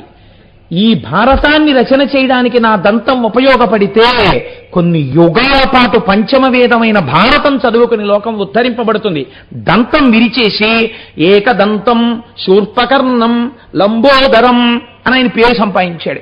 ఎంత శాశ్వత యశస్సు పొందాడు! మహాభారతాన్ని రచయించిన వాడు వ్యాసుడైతే ఘంటం పట్టి రాసినటువంటి వాడు మహానుభావుడు వినాయకుడు. కాబట్టి మీకు విశిష్టమైన నాయకుడై ఉంటాడు. మీరు ఎన్ని కోణాల్లో గణపతి తత్వాన్ని ఆలోచించండి, నిప్పు రవ్వలు రేచినట్టు రేగుతాయి అందులోంచి. ఎందుకని కారణం మీరు ఎప్పుడు ఒక్కటే గుర్తుపెట్టుకోవాలి. త్రిశూలమునకు తెగి శివాజ్ఞ చేత వచ్చిన తలకాయ. అందుకే అది చేసే పనులన్నీ లోకమునకు మంగళము చేసేవి, విఘ్నములు తీసి సిద్ధినిచ్చేవి అయ్యుంటాయి. మీరు చూడండి, గణపతి యందు ఒక చిత్రం ఉంటుంది. ఇన్ని మీకు ఇచ్చేవాడి మీద శ్లోకాలు చాలా జటిలంగా, ఉపాసన చాలా జటిలంగా ఉందనుకోండి, మీరేం పొందుతారండి ప్రయోజనం? శివుడెంత సులభుడో వినాయకుడంత సులభుడు. మీరు ఆకులు తెచ్చి పూజ చేస్తే చాలు. అందున గరికె 21 గరికె పత్రి తీసుకొచ్చి ఆయన పాదాల మీద వేస్తే చాలు, అన్నీ ఇచ్చేస్తాడు. సింధూరం ఇలా రాస్తే చాలు, పొంగిపోతాడు ఆయన. ప్రాతస్మరామి గణనాథ మనాథ బంధుం సింధూరపూర పరిశోభిత గండయుగ్మం అని కదా. ఆ సింధూరం గండయుగ్మానికి రాస్తే ఆయన పొంగిపోతాడంతే. మనకున్నటువంటి పెద్ద లోపం ఏమిటంటే, మన వేపు అసలు గణపతికి సింధూరమే రాయరు. అయ్యప్ప స్వామి గుళ్ళో పైన ఉన్న గణపతికి చూడండి, ఒళ్ళంతా సింధూరమే. తమిళనాట మీరు వెళ్ళండి, ఎంతంత పెద్ద గణపతులకు సింధూరం రాసుంటారు. అందుకే ఆ రాజ్యం అంతా పైకొస్తోంది. కనుక ఈయనకున్న గొప్పతనమేమి? మీరు చూసిన కొద్దీ మనస్సు ఉప్పొంగిపోయేటట్టుగా చేయగలిగినటువంటి వాళ్ళు ఎవరో తెలుసా అండి? లోకంలో 3 ఉన్నారు. ఈ 3 4వ వస్తువు లేదు ఇంకా. ఈ 3 మిమ్మల్ని ఉత్తేజం పొందేటట్టు, పరమ ఆనందం పొందేటట్టు చేస్తాయి. ఇవి చంటి పిల్లలైనా సరే మీరు తీసుకెళ్ళండి, చూపించండి, వాళ్ళు తెలియకుండానే ఏడు పాపేసి వాటిని చూసి అబ్బా అంటారు. మొట్టమొదటిది చంద్రుడు. అందుకే అందరికీ మేనమామి. మీరు చూడండి, వృద్ధులు, స్త్రీలు, పిల్లలు, జంతువులు అన్ని రాత్రి అయ్యేటప్పటికి ఆ చంద్రుడి యొక్క కాంతిలో కాసేపు కూర్చోవాలంటే ఎంత హాయిగా ఉందోనే ఈ పున్నమి చంద్రుడి కింద కూర్చుంటే అంటాడు. ఇంకా కొంచెం భార్యను సంతోష పెట్టాలంటే నీ ముఖమే ఆకాశంలో ఉందనుకున్నానే అంటాడు. మా ప్రాణమూర్తి గారు లాంటి వాళ్ళు అయితే ఆశువుగా కవిత్వం చెప్పేస్తారు. కాబట్టి ఇప్పుడు చంద్రుడు మీకు ఆనందము నీయగలడు. మీరు చూడండి, చంటి పిల్లలు అన్నం తినకపోతే పూర్వకాలంలో తల్లులు బయటికి తీసుకొచ్చి చందమామ రావే జాబిల్లి రావే అని చక్కగా పాట పాడుతూ చందమామ మీద కథలు చెప్తూ వాళ్ళకి అన్నం పెట్టేవారు. ఇప్పుడు చందమామ కనపడ్డు, అన్ని అపార్ట్మెంట్లు ఫ్లాట్లే కదా. వాళ్ళు చందమామ కనపడ్డు, చందమామ రావే జాబిల్లి రావే పాట వచ్చిన తల్లి లేదు, గొడవే లేదు. అందుకని వాడికి ఆనందము లేదు, ఈవిడికి ఈ ఆనందం లేదు. వాడు ఇలా ఇలా విర్రెక్కిపోతున్న ఆడవాళ్ళందరినీ పరమసాధులుగా దేశం కీర్తించిన వాళ్ళు ఇలా మండిపోతున్నటువంటి రౌద్రమూర్తుల్ని టీవీ స్క్రీన్ మీద చూపిస్తూ వాడికి అన్నం పెడితే వాడు ఇలాగే తయారవుతున్నాడు. కాబట్టి మనకి ఇప్పుడు అన్నీ టీవీ. చంద్రుడు ఆహ్లాదకారకుడు, పరమ సంతోషాన్ని ఇస్తాడు. రెండవది, ఏమీ తెలియకపోయినా సరే ఆనందాన్ని ఇచ్చేదేదో తెలుసా అండి? సముద్రము. సముద్రం మనకి పక్కనే ఉంది కాబట్టి మనకి తెలియదండి. నేను ఏలూరులో చదువుకున్నాను 10th క్లాస్ వరకు. ఇంటర్మీడియట్ చదువుకోవడానికి ఫస్ట్ టైం విశాఖపట్నం వెళ్ళాను. వెళితే నేను వెళ్ళగానే నేను కోరిన కోరిక ఏంటంటే, ఒరే నాకు సముద్రం చూపించండి రా అని అడిగాను. అడిగితే మా బాబాయ్ గారు అబ్బాయివాడు ఉండేవాడు. వాడు నిన్ను ఒరే నీకు సముద్రం చూపిస్తాను రారా అని తీసుకెళ్తున్నాడు. తీసుకెళ్తుంటే ఆ సముద్రానికి ఇంకా అక్కడెక్కడో ఉంది సముద్రం. ఇక్కడికి వచ్చేటప్పటికే హోరు, ఒక రకమైన పెద్ద హోరు. రే ఏమిట్రా హోరు? సముద్రపు హోరు అన్ని నీకు విచిత్రమే, నేను రోజు చూస్తుంటాను, రా దగ్గరికి చూద్దుగానే అన్నాడు. నేను మొట్టమొదటిసారి నా జీవితంలో సముద్రాన్ని చూసిన అనుభూతి ఇప్పటికి మర్చిపోను. మొట్టమొదట సముద్రం కనపడగానే కన్ను ఎంత దూరం వరకు ఉంటుందో అంత దూరం నీళ్లు, దాని మీద ఓడలు, ఇటు పక్కన కొండ, దానికి పైలెట్గా వెడుతున్నటువంటి పడవలు ఇవన్నీ చూసేటప్పటికీ కాళ్ళు ఆగిపోయి ఒక్కసారి ఆ సముద్రాన్ని చూసేటప్పటికీ ఒక రకమైన పొంగు వచ్చేసింది. మీరు చూడండి, అందుకే కాసేపు బీచ్కి పోదాం ఏంటని కొన్ని వేల మంది బీచ్కి పోతుంటారు సముద్రం ఉన్నవాళ్ళు. ఆ బీచ్లో కూర్చున్న సముద్రాన్ని చూస్తుంటే చాలు, ఆ కెరటాలు లేచి వస్తూ పడుతూ పిల్లలు ఆడుకుంటూ పరిగెడుతూ ఎంత ఆనందంగా ఉంటుందో. సముద్రం మీకు ఆనందాన్ని ఇస్తుంది. మూడోది ఏదో తెలుసా అండి సృష్టిలో? ఏనుగు. మీరు వెంకటాచలం వెళ్ళండి, ఏనుగు ఇలా తొండం ఊపుతూ అక్కడ నించుందనుకోండి, ఆ ఏనుగని వెళ్ళిపోరు పిల్లలు. నాన్నగారండి ఏనుగండి నాన్నగారండి. ఇప్పుడైతే ఏనుగు అంటలేదనుకోండి, ఎలిఫెంట్ నాన్నగారండి, ఎలిఫెంట్ టస్కర్ దంతాలు ఉన్నాయంటారు. అంటే ఓసారి అక్కడ ఆగి దానికి ₹1 ఇస్తే మావటి వాడికి ఇచ్చేసి అది ఇలా గుండు మీద చక్కగా ఆశీర్వచనం చేస్తుంది. ఆ ఏనుగు తొండం, ఆ తొండంతో అది చెరుకు తీసుకుని విరిచి నోట్లో పెట్టుకోవడం, ఆ మింగడం, అదేంటి ఆ పెద్ద పెద్ద వెలగపళ్ళు కూడా మనందరం ఇలా తింటాం. ఏనుగు ఒక్కటి ఇలా తింటుంది, నోరు కిందకుంటుంది. అది ఇలా ఇలా తొండం ఊపి ఇంత గడ్డి చక్కగా తీసి ఇలా సున్నా చుట్టినట్టు చుట్టి ఇలా ఇలా అని పట్టుకుంటుంది చక్కగా, పరకలు పడిపోకుండా ఇలా ఇలా అని ఆ పరకలు పట్టుకుని ఓ కట్టలా ఎత్తి అలా నోరు తెరిస్తే ఇలా ముందుకో త్రిభుజాకారపు ప్రొజెక్షన్ ఉంటుంది, అందులోంచి నాలుక కనపడుతుంటుంది.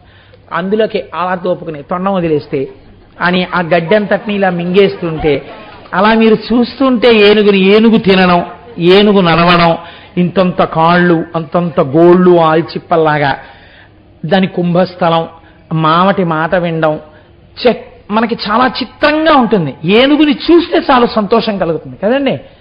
అందుకని మీరు గణపతి పూజ ఏం చేయాలి? ఆయన్ని చూస్తూ కూర్చుంటే చాలు. అందుకే మీకు లోకంలో ఆబాల గోపాలం అనగా పిల్లలతో సహా ఇష్టపడే దేవతా స్వరూపాలు రెండే ఉన్నాయి. ఒకటి గణపతి, రెండు హనుమ. మీరు చూడండి, కోతి కనపడింది అనుకోండి, నాన్నగారండి హనుమాన్ అని పిల్లలు దండం పెట్టేసి సంతోషపడిపోతారు. సుందరకాండ, హనుమంతుడి చేష్టితములు రామాయణంలో చూపిస్తుంటే, హనుమంతుడి కథలు వింటుంటే ఎంత ఇష్టమో. చిన్నతనంలో మా పిల్ల అన్నం తినకపోతే, అమ్మ అన్నం తినంటే, నాన్నగారండి ఒక్కసారి మధువన భంజనం అనడం దానికి రాదు, నాన్నగారండి కేచిత్ పాడితే తింటాను. గాయంతి కేచిత్, ప్రణమంతి కేచిత్, నృత్యంతి కేచిత్, ప్రహసంతి కేచిత్, పతంతి కేచిత్, ప్రలపంతి కేచిత్ అని మధువన భంజనం మీరు శ్లోకాలు చెప్తుంటే అది పెద్ద పెద్ద నవ్వులు నవ్వి ముద్దలు మింగేసేది. కాబట్టి పిల్లలకి కూడా హనుమ అన్న గణపతి అన్న ఎంత ఇష్టమో చెప్పలేము. కాబట్టి ఇప్పుడు ఈశ్వరుడు ఎంత ఉదారుడో చూడండి. ఆయన ఎంత ఉదారుడో మనకి విఘ్నాలు తీయడానికి తన కుమారుడికి కూడా అటువంటి తలకాయ పెట్టాడు. మంగళప్రదమైంది. మీరు ఎప్పుడు చూసినా ఏనుగు తలకాయ కనపడితే అది మంగళప్రదం.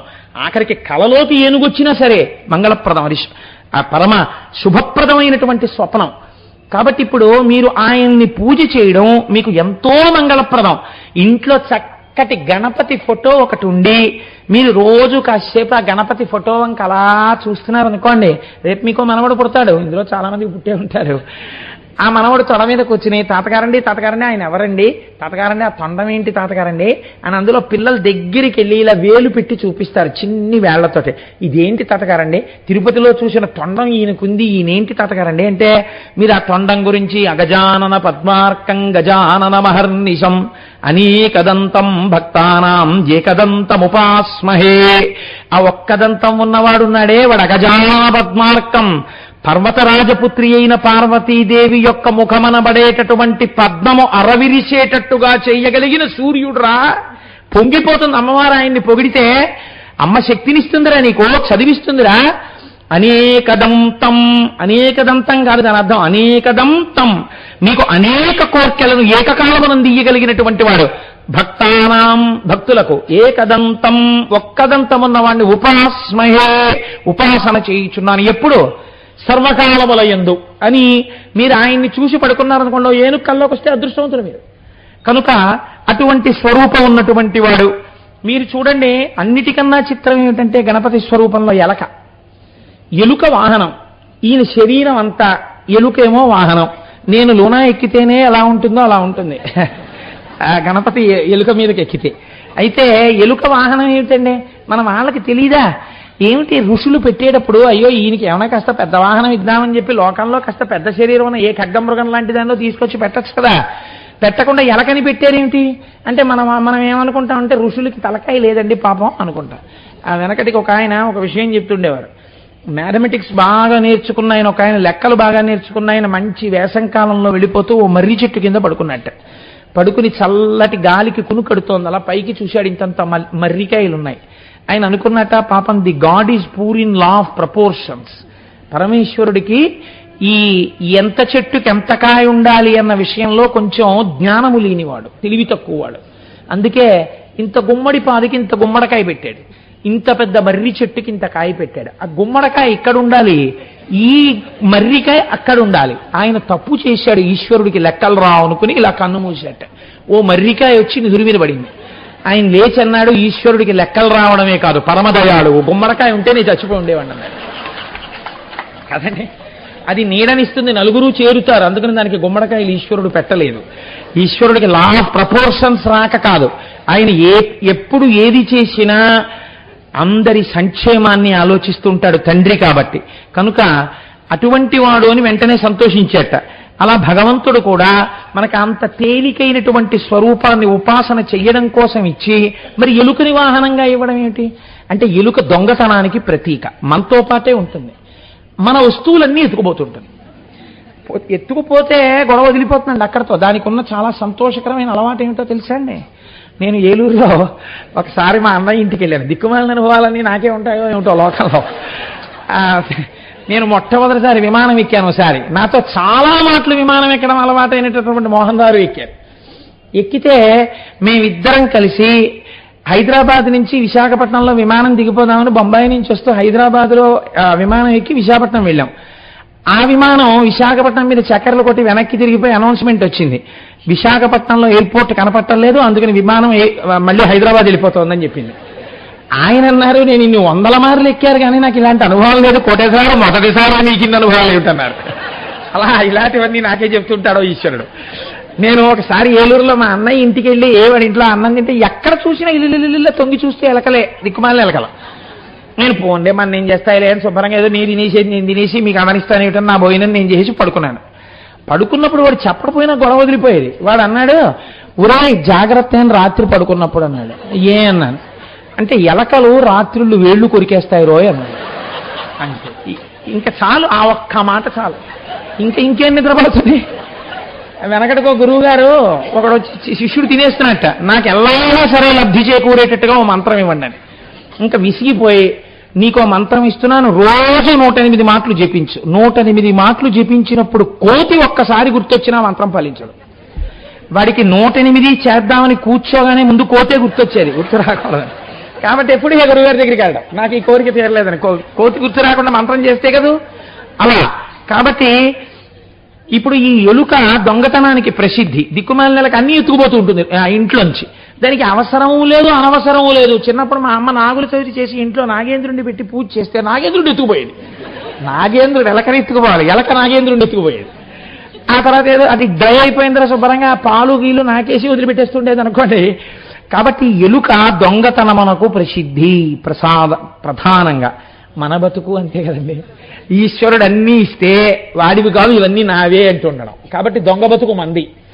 ఈ దొంగ బతుకు వేరొక దొంగ బతుకుగా మారుస్తాట ఆయన కింద చేరితే, అంటే ఆయన్ని వహించడం మొదలు పెడితే. ఏ దొంగతనం ఇస్తాట? 10 మంది హృదయాల్ని కొల్లగొట్టగలిగిన దొంగతనం పొందుతాట. అంటే ఈశ్వరాభిముఖుడై భగవద్భక్తి చేత తాను మాట్లాడిన మాటలకు పరవశులై ఇంతమంది హృదయాల్ని తాను కొల్లగొట్టే దొంగ అవుతాట. ఎందుకని? భగవంతుణ్ణి భరించాడు. ఇప్పుడు ఈ దొంగ ఇలాంటి దొంగగా మారుతాట. ఇలా మారడానికి ఎలక విఘ్నేశ్వరుణ్ణి వహించింది. ఎలక కాదు, నువ్వు కూడా అలా వహించడం నేర్చుకో, నువ్వు కూడా 10 మంది ప్రేమని సంపాదించడం నేర్చుకో అని చెప్పడానికి. అందుకే దానికి పెద్ద పెద్ద చెవులు ఉంటాయి. చెవుల్ని చూడండి, ఏనుగు చెవుల్ని దేంతో పోలుస్తారు? విషినికర్రలు అంటారు. లేకపోతే చాటల్లాంటి చెవులండి అంటారు. చాట ఏం చేస్తుందండి? చాట ఒక్కటే పని, దాంట్లో రాళ్లు కలిసిపోయినటువంటి బియ్యం కానీ లేకపోతే పప్పు కానీ పోసేసి ఇలా ఇలా ఇలా ఇలా చెరిగితే వీటన్నింటినీ వదిలేసి అసలు ఏది ఉంటుందో ఆ పదార్థాన్ని వెనక్కి తీసుకుంటుంది, పొల్లు ముందుకు తోసేస్తుంది. గణపతిని నమ్మి ఆవాహన చేసి జాగ్రత్తగా ఉపాసన చేస్తే లోకంలో పొల్లు తీసేసి సారం వేపుకు మిమ్మల్ని నడిపించేస్తాడు. కాబట్టి ఆయన ఆయుధాల గురించి చెప్తే 3 రోజులు నేను దాని గురించే చెప్పవలసి ఉంటుంది. మీరు పూర్వం విన్నారు. పరమభక్తిని ఇయ్యగలిగినటువంటి వాడు గండ్రగ గొడ్డలితో ఆ కర్మపాశములను తెంచి భక్తి పాశములను వేసి తన వేపుకు లాక్కోగలిగినటువంటి వాడు. గణపతి గురించి పిల్లల మనస్సు కూడా రంజిల్లిపోయేటట్టుగా ఒక ఆఖ్యానాన్ని చెప్తుంటారు పెద్దలు. నారాయణి నారాయణ కదండి, ఆవిడ అన్నగారు కదా మరి నారాయణుడు. మరి నారాయణుడు ఏమవుతాడు వినాయకుడికి? మేనమా అవుతాడు. పిల్లలు సెలవులిస్తే ఎవరింటికి వెడతారు? మామయ్య ఇంటికే వెడతారు. మేనమా వల్ల ముద్దు మేలైన ముద్దు తాతలకు తా ముద్దు తాను అబ్బాయి. మేనమామ గారి ఇంట్లోనే తాతగారు కూడా ఉంటారు. అందుకని అమ్మాయి పిల్లలు అక్కడికి వెడితే ఇన్నాళ్ళకి అమ్మాయి పిల్లలు వచ్చారని తాతగారు మేనమామ పొంగిపోయి ఆదరించి సంతోషిస్తారు. కాబట్టి మామయ్య ఇంటికి వెళ్ళాడు రోజున. పెడితే పాపం ఏదో శ్రీ మహావిష్ణువు పనిలో ఉన్నారు. ఆయన పనిలో ఉండి ఏదో ఒక్కసారి చక్రం అక్కడ పెట్టారు. ఈయన ఏం చేశాడు, అటు ఇటు చూసి ఇదేదో బాగానే ఉందని తొండంతో తీసి అలా నోట్లో పెట్టుకుని గుటుక్కుని మింగేశాడు. ఆ చక్రం లోపలికి వెళ్ళిపోయింది. ఆయన అట్నుంచి వచ్చి ఇట్నుంచి వచ్చి గబుక్కులను రాక్షస సంహారం చేయడానికి ఎక్కడుంది చక్రం అని వెతికారు, కనపట్టలేదు. ఈయన నవ్వుతున్నారు కూర్చుని. అమ్మమ్మమ్మ పిడుగా మింగేశాడు రా మేనల్లుడు, ఎలా ఈ చక్రం తెప్పించడం అని చూశారట. చూసి మేనల్లుడు కొట్టలేరు, తిట్టబోతే అక్క కూతురు, కొట్టబోతే గర్భిణి, అలాంటి సందం అయిపోయింది ఆయనకి. అందుకని పాపం ఇప్పుడు ఆయన ఏం చేయలేక 4 చేతులతో 2 చెవులు పట్టుకుని గుంజీలు తీశారట వినాయకుడి ముందు. గుంజీలు తీయడం అంటే ఏమిటో వినాయకుడు చూడలేదు అప్పటిదాకా. మొట్టమొదటిసారి మామయ్య గుంజీలు తీస్తుంటే చెవులు పట్టుకుని, మామయ్య అదేంటి ఆ లేవడం ఏంటి, కూర్చోవడం ఏంటి, ఆ చెవులు అట్టుకోవడం ఏమిటని పొర్లి పొర్లి నవ్వడం మొదలెట్టేట కింద పడి. ఈ నవ్వి నవ్వి నవ్వి నవ్వడంలో హుప్ అన్నాడు. ఒక్కసారి ఆ చక్రం బయటికి పడిపోయింది. గభాలన శ్రీ మహావిష్ణువు గుచ్చేసుకున్నారు. అందుకని మేనమామ నాట పట్టించిన వాడు అని ఆయనకు ఒక పేరు. పిల్లలు చాలా సంతోషంగా వింటారండి గణపతి కథలు మీరు చెప్తే. అలాగే మనకి తమిళనాట ఒక విచిత్రమైనటువంటి వృత్తాంతం చెప్తుంటారు. అక్కడ అవ్వయ్యార్ అని ఒక వృద్ధురాలు. అవ్వయ్యార్ గురించి చంద్రశేఖర పరమాచార్య స్వామి ఎక్కువ మాట్లాడుతుంటారు. అవ్వయ్యార్ గణపతి ఉపాసన చేసేది. ఆవిడ ఉపాసన చేసేటప్పుడు ఆ అవ్వయ్యార్ వినాయకుడిని పూజ చేస్తోంది. ఈలోగా రాజుగారు, చేరరాజుగారు అనబడేటటువంటి ఆయన, సుందరమూర్తి అనబడేటటువంటి ఒక నాయనారు వచ్చి, మేము కైలాసం వెళ్ళిపోతున్నాం గుర్రాల మీద, నువ్వు వస్తావా అలా తీసుకుపోతామన్నారు. అంటే ఆవిడంది, నేను రాను, నేను వినాయకుడు పూజ చేసుకుంటున్నాను, నాకు కైలాసం కన్నా వినాయకుడి పూజ ఎక్కువ, మీరు వెళ్ళిపోండి అండి.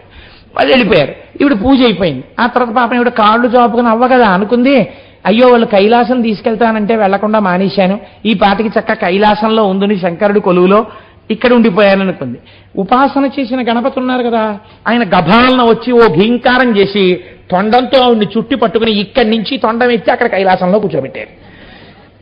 ఇక్కడి నుంచి ఇంకా చేరరాజు గారును ఆ తర్వాత ఆ సుందరమూర్తి ఇంకా కైలాసం చేరలేదు, అవ్వ అక్కడికి చేరిపోయింది. పాప ఆవిడికి మోకాళ్ళ నొప్పులు. ఆవిడ నేను రోజు పూజ చేసే శంకరుడే కదా, కొత్తతనం ఏముందని ఆయన వైపు కాళ్ళు దాపు కూర్చుంది. పార్వతీదేవికి కొంచెం బాధేసింది. ఏమిటి బొత్తిగా ఆయన లోకపూజితుడు మా ఆయన ఇలా కాళ్ళు జాపు కూర్చుంది ఏమిటి అవ్వ అని చెప్పి చెలికెత్తిని పిలిచి చెవిలో చెప్పింది. అలా పెట్టకూడదు, కాళ్ళు కాస్త కాళ్ళు పక్కకి పెట్టుకోమని చెప్పండి అని. చక్కగా ఈవిడ హాయిగా కాళ్ళు జాపుకుని, ఎంత గొప్ప ఆఫీసర్ అయితే మాత్రం మా అమ్మకి మనవడే కదండి అని, ఆ ఏమిటి శంకర విశేషాలు అని ఏదో మాట్లాడుతుంది ఆవిడ. శంకరుడు అలాగే మాట్లాడుతున్నాడు. ఈ చెలికెత్త వెళ్ళి చెవిలో చెప్పింది, అమ్మ కాళ్ళు కొంచెం అటు పక్కకి పెట్టుకోండి. ఏ అంది ఆవిడ. అంటే ఎదురుగుండా స్వామి ఉన్నారు కదమ్మా, అలా పెడితే బాగుండదు. ఓహో, అయితే శంకరుడు లేని వైపుకి నువ్వే పెట్టు నా కాళ్ళు అని. ఓన్లే ముసలావిడ ఎందుకు వచ్చిందని చెప్పి ఆవిడే కాళ్ళు అట్టుకుని అటు తెప్పింది. ఈ కాళ్ళు ఇటు తిరుగుతుంటే శివుడు తిరిగిపోయాడు. ఈవిడ పెట్టి పాపం చెలికెత్తి వచ్చింది, శివుడు అటున్నాడు. ఇదేంటి అటున్నాడని చెప్పి మళ్ళీ కాళ్ళు తిప్పింది, మళ్ళీ శివుడు అటు వెళ్ళిపోయాడు. కాసేపు ఆగి శివుడు అన్నాడు, ఏమిటి ఎంతసేపు తిప్పేస్తావు నన్ను ఇలాగన్నాడు. అంతటా శివుడున్నాడని అవ్వయ్యారు నమ్మింది. అందుకే శివుడు లేని దిక్కు కాళ్ళు ఎక్కడ పెట్టడం, ఆ భక్తి కలిగాక పెట్టాలి. అంతేగాని అవ్వయ్యారు చేసింది మేము చేస్తాం చేయకూడదు. కాబట్టి అటువంటి తల్లి అవ్వయ్యారు. కాబట్టి మనకి తమిళ దేశమునందు ఇటువంటి స్థితిని పొందినటువంటి వాడు అని గణపతి గురించి అనేక విషయాలు చెప్తూ పెద్దలు పరమాచార్య స్వామి వారు చెప్పినటువంటి ఒక మాట నాకు జ్ఞాపకానికి వస్తోంది. ఆయన అంటారు, పశ్యేయమే కస్య కవేః కృతించేత్ సారస్వతం కౌశమమైమిరిక్తం అంతఃప్రవిశ్యాయమవేక్షితశ్చేత్ కోణే ప్రవిష్టా కవికోటిరేషా. ఒక ఆయన సమస్త వాంగ్మయాన్ని చదివేశాట, కావ్యాలన్నీ చదివేశాడు, పురాణాలన్నీ చదివేశాడు, అన్నీ చదివేశాడు. చదివేశాక ఆయనకు విచిత్రమైన ఆలోచన వచ్చింది. అరే నేను ఇవన్నీ చదివేశాన్ని తీసుకొచ్చి పాపం సరస్వతీదేవి యొక్క కోశాగారం ఖాళీ అయిపోయి ఉంటుంది. మరి నేను అన్నీ పట్టుకొచ్చి చదివేశాను కదా, ఇప్పుడు సరస్వతీదేవి దగ్గర ఏం లేవు కావ్యాలని అనుకుని తన ఉపాసనా బలంతో ఒక్కసారి అమ్మవారికి క్షమార్పణ చెప్దామని అమ్మవారి కోశాగారంలోకి వెళ్ళి తొంగి చూసేట.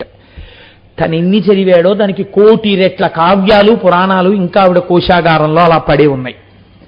నువ్వెన్ని చదివితే పూర్తయిపోయినట్టు? చదివితే పూర్తయిపోవు కదా, అమ్మవారి యొక్క కోశము ఎప్పుడూ నిండే ఉంటుంది. అలా మీరు వినాయకుడి గురించి ఎంత చెప్పినా ఇంకా మిగిలిపోతూనే ఉంటుంది. ఎందుచేత ఆయన యొక్క గొప్పతనం అటువంటిది. ఆయన సాక్షాత్తు పరబ్రహ్మము, ఏదైనా ఇయ్యగలడు. విచిత్రం ఏమిటంటే సవితి తిథి ఆయనకి చాలా ఇష్టమైనటువంటి తిథి. ఇవాళ మనం ఇప్పుడు చెప్పుకున్న తిథి ఏమిటి? సవితి తిథి. సవితి తిథి నాడు శివపురాణాంతర్గతంగా మనం వినాయకోత్పత్తిని గురించి ఇవాళ మాట్లాడుకున్నాం. ఇది కూడా ఈశ్వర సంకల్పమే. అలా సవితి నాడు ఎవరైనా వినాయకుడి గురించి ప్రత్యేకం వింటే విద్యార్థియగు ఆడు విద్యను చెందు, ద్రవ్యార్థియవు నతడు ద్రవ్యంబు చెందు, కన్యార్థియగు ఆడు కన్యను పెండ్లాడు, పుత్రార్థియగు ఆడు పుత్రులగును, భోగార్థియగు వాడు భోగములం చెందు, మోక్షార్థియగు వాడు ముక్తి నొందు, రాజ్యార్థియగు వాడు రాజ్యమార్జించు, యశోర్థియవు నాతడు యశముబడయు, రుగ్నుడై కుందునట్టి వాడారోగ్యమందు, రుణభరాక్రాంతుడొందును రుణ విముక్తి, గొప్ప ఇక్కట్టులందు గగ్గోలు పడెడువాడు నిర్వృత్తి చెందును వాస్తవంబు.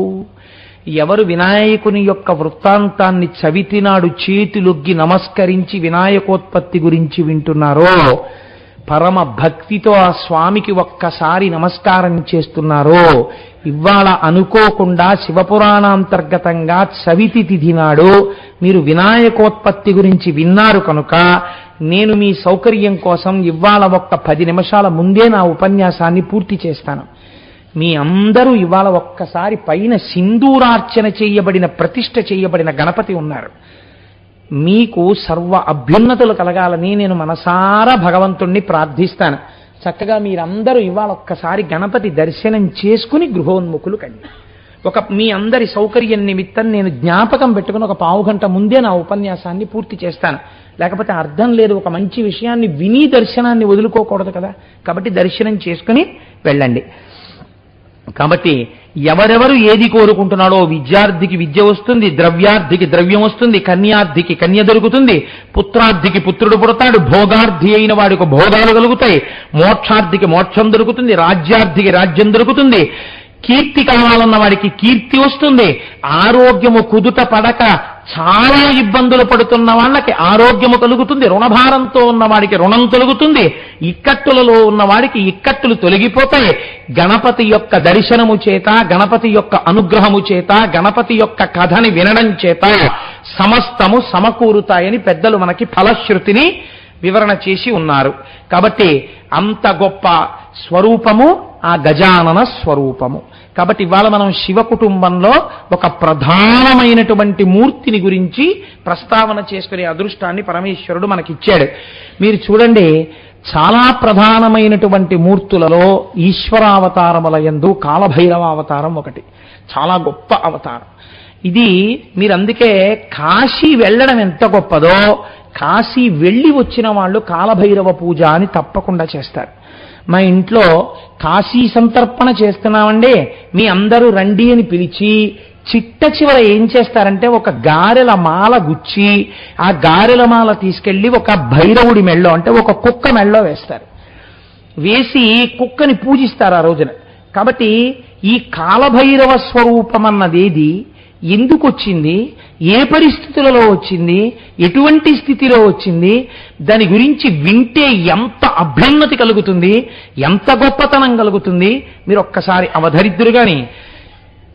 4 ముఖాలు 4 వైపులకి పైన ఒక ముఖం.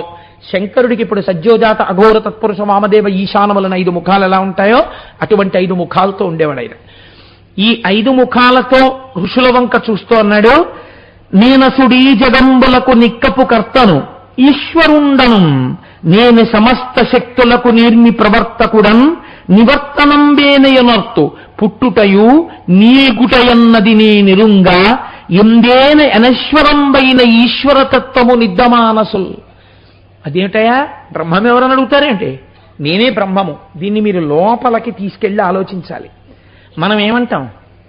మా అబ్బాయినండి. ఏది మీ అబ్బాయికి చర్మము కాని, రక్తము కాని, మాంసము కాని, కొవ్వు కాని, అస్థి కాని, శుక్ల కాని, మేధ కాని నువ్వు తయారు చేసింది ఉందా? అందులో ఈశ్వరుడు నిర్మించాడు. అది ఈశ్వరానుగ్రహం. నీకో కొడుకు, ఈశ్వరానుగ్రహం నీకో కూతురు. ఇది నా ఇల్లు అంటాడు. అందులో ఉన్నటువంటిది ఏది నీది? నీరు నీదా? సిమెంటు నీదా? అందులో ఉన్నటువంటి అంటుకోగలిగినటువంటి శక్తి నీదా? ఒక ఇనుము సిమెంటుతో కలిసి ఒక స్లాబ్ అయ్యే శక్తి నీదా? ఏది నీది? ఈశ్వరుడిచ్చాడు. మరి నా డబ్బండి, నీ డబ్బు సంపాదించడానికి నీకు శక్తిని ఎవడిచ్చాడు? ఈశ్వరుడిచ్చాడు. నువ్వు ఉన్నావు భవతి మంగళం, నువ్వు గృహప్రవేశం చేయడానికి ఎవరిచ్చారు? వాడు నీలో ఉండబట్టి నువ్వు శివమై ఉన్నావు. నీదేమిటి? అన్ని నాది నాదంటావే, అన్ని నేను సృష్టించాను, నేను కొన్నాను, నేను పెట్టానంటావే. ఈ అనే ప్రకృతికి బ్రహ్మ అని పేరు. కాబట్టి ఇప్పుడు దారి తప్పిన బ్రహ్మ ఇది. అన్నీ నే చేస్తున్నానంటోంది. పై బ్రహ్మగారి గురించి అనకండి, లోపల బ్రహ్మగారి గురించి విచారణ చేయండి. మీకోసం వస్తోంది కథ. ఇప్పుడు ఏమైంది? వాళ్ళ ముగ్గురిని పెట్టి మీకు కథ నేర్పుతున్నారు. ఇప్పుడు బ్రహ్మగారు అన్నారు, నేనే ఈ లోకాలన్నింటినీ సృష్టించింది, నేనే నిక్కపు కర్తని, నేనే ఈ సమస్త లోకాలని ప్రవర్తింపచేసిన వాణ్ణి, నేనే వీటిని సంహారం చేసేవాణ్ణి, నేను ఎప్పుడైనా చచ్చిపోయినా? నేను ఎప్పుడు బతికే ఉంటాను. కాబట్టి నాకన్నా బ్రహ్మం ఎవరు? నేనే బ్రహ్మం అన్నాడు. ఎవడికి వాడు ఏమంటాడు? ఇది నాదండి, అది నాదండి, ఇగో ఇదంతా ఈ సైట్లన్నీ నావండి.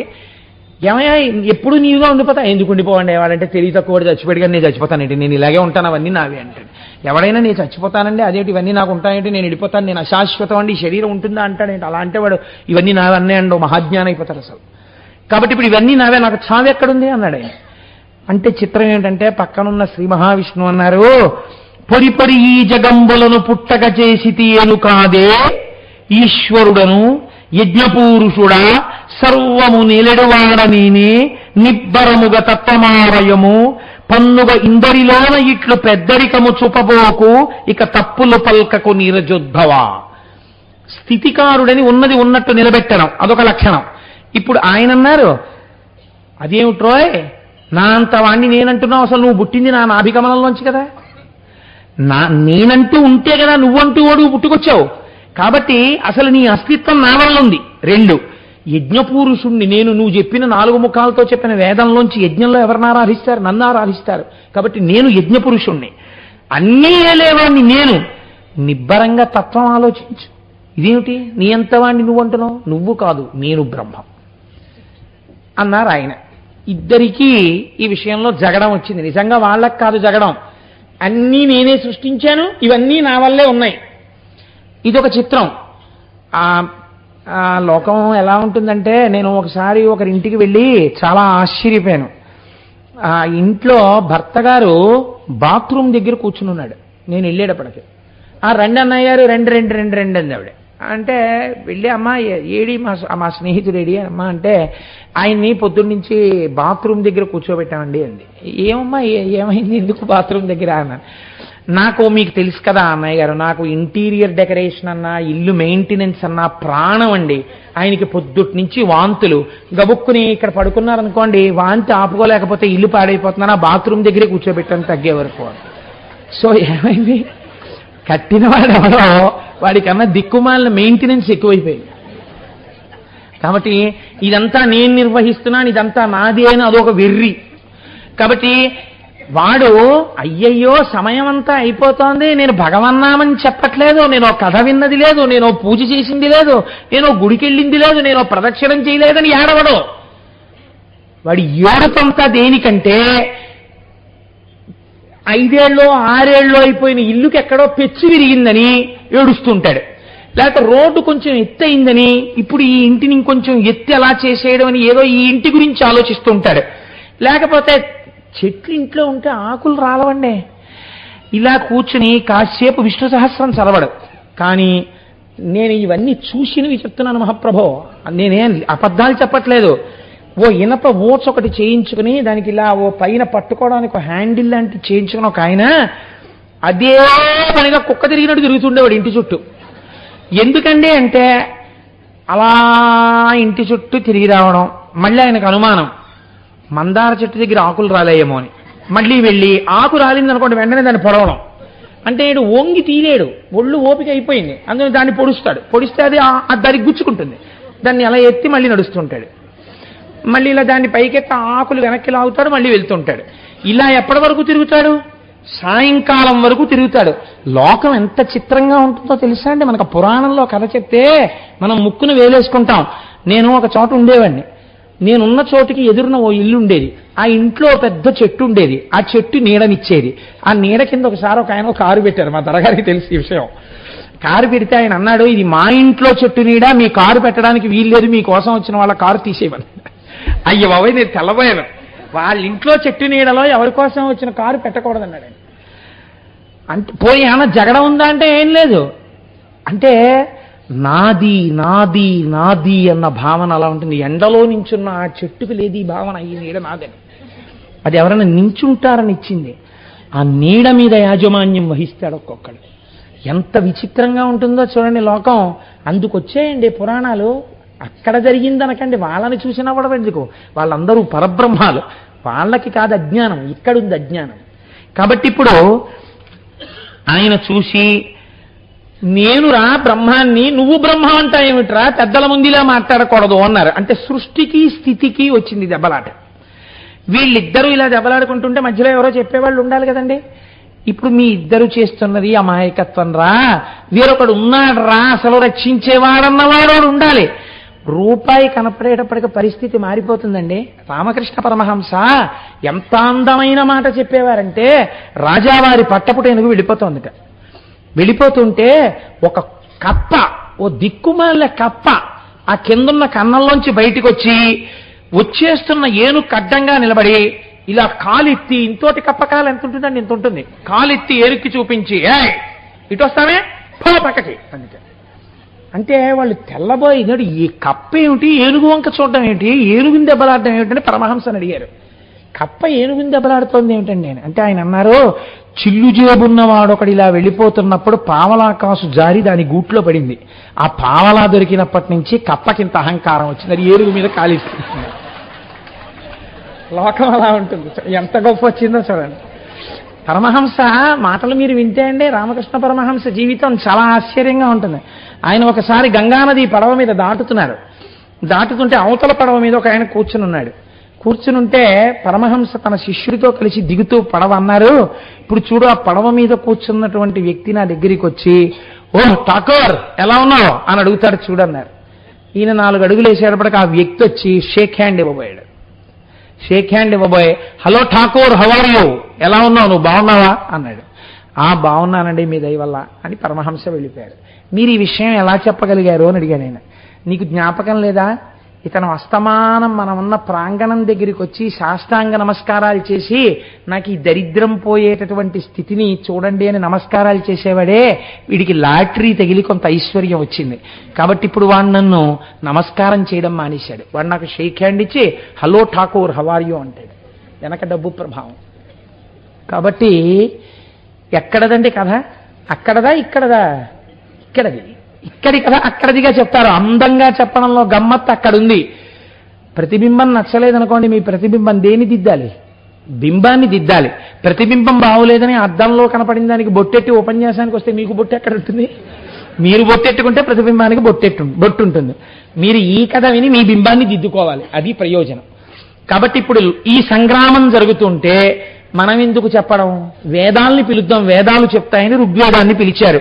ఓ రుగ్వేదమా, ఎవరు పరబ్రహ్మము చెప్పు. శృతి ప్రమాణం కదా మనకి. అంటే రుగ్వేదం అంది, యదంతస్థాని భూతాని యతత్సర్వం ప్రవర్తతే యదాహో పరమం తత్వం సరుద్రస్త్వేక ఏవహి అంది. ఈ సమస్తమునకు సృష్టికర్త ఏ మహానుభావుడు సృష్టి చెయ్యాలని సంకల్పం చేసినప్పుడు మొట్టమొదట నారాయణుడు జన్మించాడో, ఎవడు చిట్ట చివర ఈ లోకాల్ని తనలోకి తీసుకుంటున్నాడో ఆ పరమశివుడు పరబ్రహ్మము అంది. నీకు తెలియదు అవతల బాగున్నారు. యజుర్వేదాన్ని పిలిచారు. పిలిచి యజుర్వేదాన్ని అడిగారు, నువ్వు చెప్పు అన్నారు. యో యజ్ఞైరఖిలైరీశో యోగేన చ సమిజ్యతే ఏన ప్రమాణం ఖలునః స ఏకః సర్వదృక్శివః. అసలు నిజంగా యజ్ఞం లోపల కదా జరగాలి. ఇక్కడ జరిగేటటువంటి యజ్ఞంలో దేవతాశక్తులనేటటువంటివి ఆ భగవత్ సంబంధమైనవి. ఆసురీ శక్తులు కామక్రోధ లోభ మదమోహ మాత్సర్యములు. ఇవి పోయి ఈశ్వరీ శక్తులు రావడానికి జ్ఞానము మహేశ్వరుడిస్తాడు. కాబట్టి ఆ యజ్ఞమునందు జ్ఞానయజ్ఞమునందు ఆరాధింపబడుతున్నవాడు కనుక పరమశివుడే పరబ్రహ్మము అని యజుర్వేదం చెప్పింది. సామవేదాన్ని పిలిచి అడిగారు.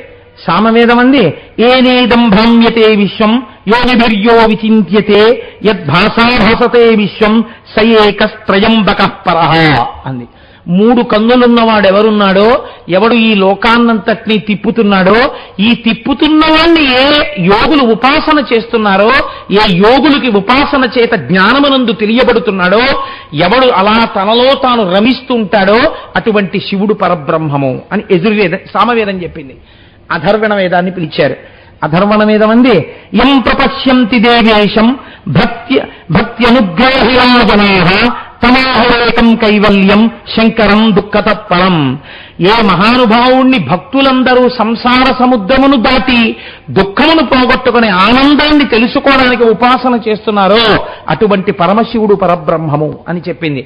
అంటే మనం కాదురా సృష్టి చేసింది, మనం కాదురా నిలబెట్టింది, వేరొకడున్నాడు అని తెలుసుకోమని శాస్త్ర ప్రమాణం.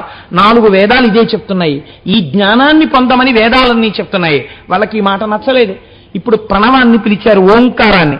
ప్రణవం పిలిస్తే ప్రణవం అంది, ఎవడు నిరంతరము శక్తి స్వరూపంతో క్రీడిస్తుంటాడో, శక్తి ఆయనను విడిచిపెట్టి ఉండదో, శక్తీశ్వరులై వారున్నారో, అందుకే యనమదురులో ఉన్న ఆలయానికి శక్తీశ్వర దేవస్థానం అని పేరు.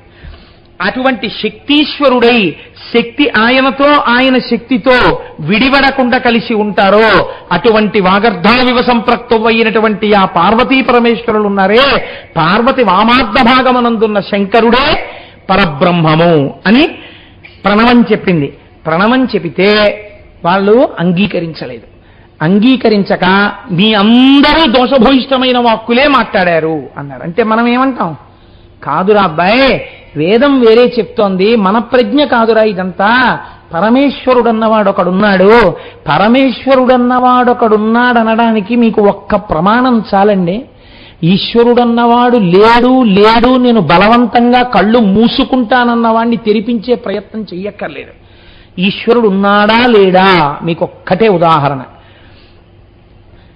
మీరు ఒక గాలిబుడగని తీసుకొచ్చి ఒక చిన్న సూదితో, గుండు సూదితో ఇలా అనండి, ఇంత చిన్న రంధ్రంలోంచి మొత్తం లోపలున్న గాలి బయటికి వెళ్ళిపోయే ప్రయత్నంలో ఫట్ అని పేలిపోతుంది. ఈ శరీరంలో ప్రాణ అపాన వ్యాన ఉదాన సమాన నాగ కూర్మ కృకర ధనంజయ దేవదత్తములన్న 10 వాయువులు తిరుగుతున్నాయి. 10 వాయువులు తిరుగుతున్నటువంటి ఈ శరీరంలో 9 కన్నాలున్నాయి, 2 కళ్ళు, 2 ముక్కులు, 2 చెవులు 6, నోరు 7, మలద్వారం 8, మూత్రద్వారము 9. ఇది కాకుండా స్వేదరంధ్రాలు ఎన్ని ఉన్నాయో. ఇన్ని రంధ్రాలున్న శరీరంలో ఈ వాయువులు ఈశ్వరానుగ్రహం వరకు, ఈశ్వర శాసనం అయ్యే వరకు లోపలికి వెళ్ళి బయటికొచ్చి, లోపలికెళ్ళి బయటికొచ్చి జరుగుతుండవలసింది. ఆయన శాసనం అయిపోతే ఇంకొక్క ఊపిరి నీవు తీయలేవు. ఆక్సిజన్నే పట్టుకొచ్చి పెట్టినా వాడు ఉండడు, వెళ్ళిపోయాడు. ఇన్నాళ్ళు ఊపిరి నువ్వు పీల్చుంటే చచ్చిపోయిన వాళ్ళు చేత కాక ఊపిరి తీయడం మానేశారా? ఊపిరి ఆపగలిగిన శక్తి ఒకటి ఉన్నది, అది నువ్వు నిద్రపోయినప్పుడు కూడా ఊపిరి తీయించుచున్నది. ఆ ఊపిరి తీస్తున్నది ఎవడో నువ్వు ఆలోచించు, వాడు ఈశ్వరుడు. కాబట్టి ఏమిటి మాట్లాడతావు? ఏమిటి సృష్టి, ఏమిటి స్థితి, ఏమిటి? పరబ్రహ్మం ఒకటి ఉంది. ఇది వేదాలు చెప్తున్నది. దాన్ని ఉపాసన చెయ్యి, నాంత వాణ్ణి నేనని ఇలా అనకు. ఈ మాటలు రుచించకపోతే ఇప్పుడు వాణ్ణి ఏమి చెయ్యవలసి ఉంటుంది? దండించవలసి ఉంటుంది ఈశ్వరుడు. కృతజ్ఞుడై ప్రవర్తిస్తున్నాడు కనుక 1 జన్మ యందు 2 జన్మల యందు 10 జన్మల యందు 100 జన్మల యందు 1000 జన్మల యందు చూస్తాడు. ఎప్పటికీ బుద్ధి మారకపోతే, ఎప్పటికీ నా అంతవాణ్ణి నేనంటే, ఈశ్వరుడు ఒక మార్గంలో వాడికి బుద్ధి చెప్పవలసిన అవసరం ఏర్పడుతుంది. కాబట్టి ఇప్పుడు ఈశ్వరుడు ఏం చేశాడు అంటే, అంతటా నిండి నిబిడీకృతమైపోయినది కదండి పరబ్రహ్మం అంటే. అది మాంసనేత్రం మనకు కనపడదు. మాంసనేత్రం ఈ జగడం ఆడుకుంటూ నా అంతవాణ్ణి నేను అంటున్న వాళ్ళు ఎవరున్నారో వాళ్ళ కన్ను ముందు ధమ్మని చూసేటట్టుగా రావాలంటే ఎలా రావాలి? ముందు జ్యోతి రూపంలో దిగిపోవాలి కిందకి. ఎప్పుడైతే ఒక జ్యోతి రూపం కిందకి దిగిందో కన్ను వెంటనే జ్యోతి స్వరూపం వంక చూస్తుంది. ఇప్పుడు అంతా ఇలా ఉందండి, చీకటిగా లైట్లు వెలుగుతున్నాయండి. గబాల్న అక్కడ ఓపెన్ గ్రౌండ్ లో ఒక పెద్ద వెలుతురు రాసి దిగింది అనుకోండి, మీ అందరూ ఎటు తిరిగిపోతారు? ఇటు అంత వెలుతురని గబాలను తిరుగుతారు. అలా ముందు ఒక పెద్ద జ్యోతి స్తంభం దిగింది. ఈ జ్యోతి స్తంభంలోంచి ఇప్పుడు చూడండి ఎలా విడుతోందో పరబ్రహ్మం అంటే, అంతటా నిండినది జ్యోతిగా మారింది. జ్యోతి సాకారమైనది. సాకారమును చూసినప్పుడు వీళ్ళిద్దరిలో శ్రీ మహావిష్ణువు ఊరుకున్నారు. ఆయన ఏమనలేదు. నారాయణి నారాయణ కదండి, వెంటనే తెలుసుకుని ఆగింది అది. చతుర్ముఖ బ్రహ్మగారు రజోగుణ ప్రవృత్తి ఉన్నవాడు, అందుకే ఎరుపు రంగుతో సంకేతిస్తారు ఆయన. ఆయన అన్నారు, ఎవడురా నువ్వు ఇలా కనపడితే నేను భయపడిపోతాననుకున్నావా? నువ్వు నా 2 కనుబొమల మధ్యలోంచి పుట్టిన రుద్రుడవు, నన్ను స్తోత్రం చెయ్యి, నిన్ను ఊరుకుంటానన్నాడు. అంటే ఒకనాడు ఏ స్థితికి వెళ్ళిపోతారంటే, ఈశ్వరుడు ఎవరండి? వాడేవాడు మమ్మల్ని ఏం చేస్తాడు? ఇదిగో మేము వెడుతున్నాం, చెప్పులెట్టి కొడతాం భగవంతుడి మూర్తిని, మమ్మల్ని ఏమైనా చేయమనండి. నేను ఇది ఉట్టినే అన్నాను అనుకుంటున్నారా? అలా చేసిన వారెవరో, భగవంతుడు లేదని బోర్డులు కట్టిన వారెవరో, అవి ఎక్కడున్నాయో నేను ఉపన్యాసంలో చెప్పడం ఎందుకో, నాతో మొన్న కంచి వచ్చిన వాళ్ళకి చూపించాను. ఉంటారు అటువంటి ధూర్తులు కూడా లోకంలో. కాబట్టి ఏమైంది? వాళ్ళు తర్వాత దాని స్థితిని అనుభవించి బాధపడ్డారు. ఉత్తర క్షణం వచ్చేయకపోవచ్చు దాని ఫలితం, కానీ వచ్చినప్పుడు బెంగ పెట్టుకుని కుమిలిపోతావు. కాబట్టి ఇప్పుడు ఏమైంది?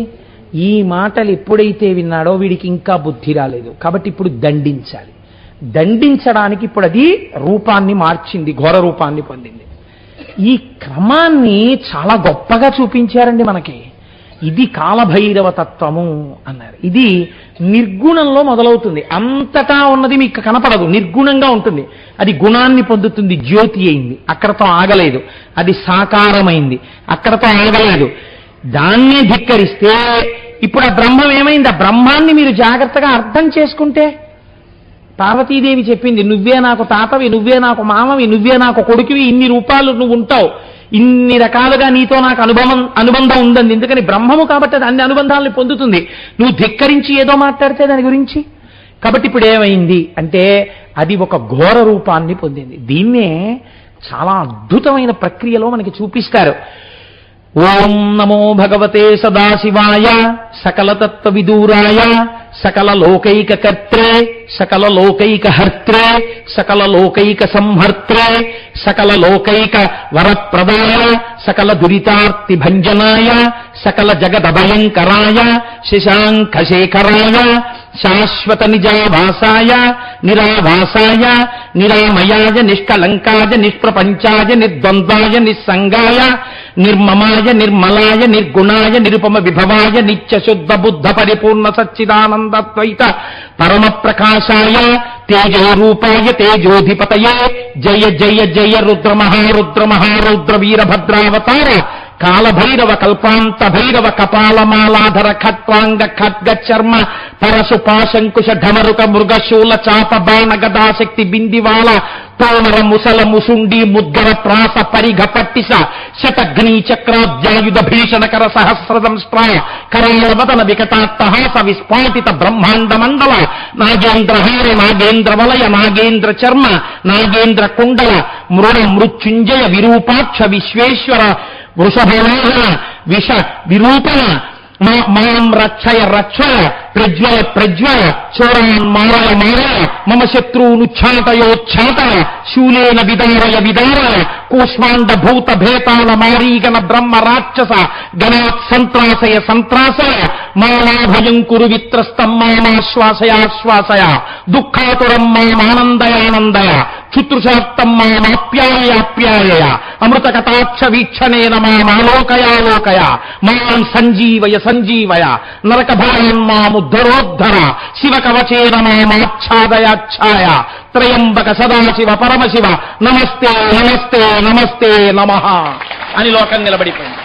ఇప్పుడు ఏమైంది? నిర్గుణమైనటువంటి వాడెవడున్నాడో వాడు ఒక్కసారి అటువంటి రూపంతో సహస్రకంష్ట్ర వికటాత్త సవిస్ఫాటిత బ్రహ్మాండ మండల నాగేంద్ర రణాగేంద్ర వలయ నాగేంద్ర చర్మధార మృడ మృత్యుంజయ అటువంటి రూపాన్ని పొందాడు. పొంది ఏమి నీ ఆజ్ఞ అని మొదటి రూపాన్ని అడిగాడు. అహంకారంతో మాట్లాడుతున్నాడు. జ్యోతిస్వరూపంలో ఆవిర్భవించిన మూర్తిని 5వ తలతో ధిక్కరించాడు. నా 5 తలలు వాడి 5 తలని లెక్క పెట్టాడు. గిల్లే 5వ తలంది. ఇప్పుడు ఈ స్వరూపం ప్రచండ రూపాన్ని పొందింది. దిగంబరమై 5వ తలని తన గోరితో గిల్లేసింది. అలా గిల్లేసిన రూపం ఏదో అది కాలభైరవ స్వరూపం. ఇప్పుడు గిల్లేస్తే 4 తలకాయలు పట్టుకెళ్ళి అమ్మవారి చేతుల కింద పెట్టేశారు బ్రహ్మగారు. పెట్టేసి ఈశ్వరా పొరపాటున నేను అలా మాట్లాడాను, ఎవరు బ్రహ్మమో నాకు ఇప్పుడు అర్థమైంది. ఈశ్వరా నేను చేసినటువంటి పొరపాటు మన్నించి ఉదారుడవై నన్ను కాపాడు అని అడిగితే శంకరుడు అన్నాడు, నీవు కాలము వలె ప్రకాశించుచున్నావు. కాలం ఎలా వెళ్ళిపోతూ ఉంటుందో అలా ఉంది నీ నడక. నీ నడకలో బ్రహ్మగారి 5వ తల తెగిపోయింది. కాబట్టి నిన్ను ఇవ్వాల్టి నుంచి కాలభైరవ అని పిలుస్తారు. నువ్వు ఎంత గొప్పవాడివైనా చతుర్ముఖ బ్రహ్మగారి 5వ తల తెంపేశావు కాబట్టి నీకు బ్రహ్మహత్యా పాతకం అంటుకుంది. ఈ 5వ తలకాయ పుర్రె చేతిలో పట్టుకుని 12 సంవత్సరములు భిక్షాటన చేసి తిన కపాలంలో. అందువల్ల నీకు బ్రహ్మహత్యా పాతకం పోతుంది. పుట్టేటప్పుడే నీ స్వరూపాన్ని చూసేటప్పటికే లోకమంతా గజగజలాడిపోయింది కాబట్టి నిన్ను భైరవ శబ్దంతో పిలుస్తారు. ఎవడు ఈశ్వరుణ్ణి ధిక్కరించి ఇక్కడ బ్రతుకుతాడో వాడికి ప్రాణోత్క్రమణం అవగానే నువ్వే కనపడవు. దీన్ని భైరవ యాతన అంటారు. హడిలిపోతాడు జీవుడప్పుడు. తనవాడు తనవాళ్ళన్న వాళ్ళని నమ్మి ధిక్కరించాడు కదా, అప్పుడు నువ్వు కనబడదుగానివి. దాన్ని భైరవ యాతన అని పిలుస్తారు. కానీ పాప మర్దనం చేస్తావు. ఎవరు నీ గురించి వింటారో, శివాలయానికి వచ్చినప్పుడు ఎవరు కాలభైరవుడి ముందు శిరస్సు ఉంచి నమస్కరిస్తారో వాళ్ళు నన్ను చేరకుండా అడ్డొచ్చిన పాపాన్ని నువ్వు తీసేయి. అలా తీసేసే శక్తి నీకు ఇచ్చాను కాబట్టి నిన్ను ఆమర్దకుడు అని పిలుస్తారు.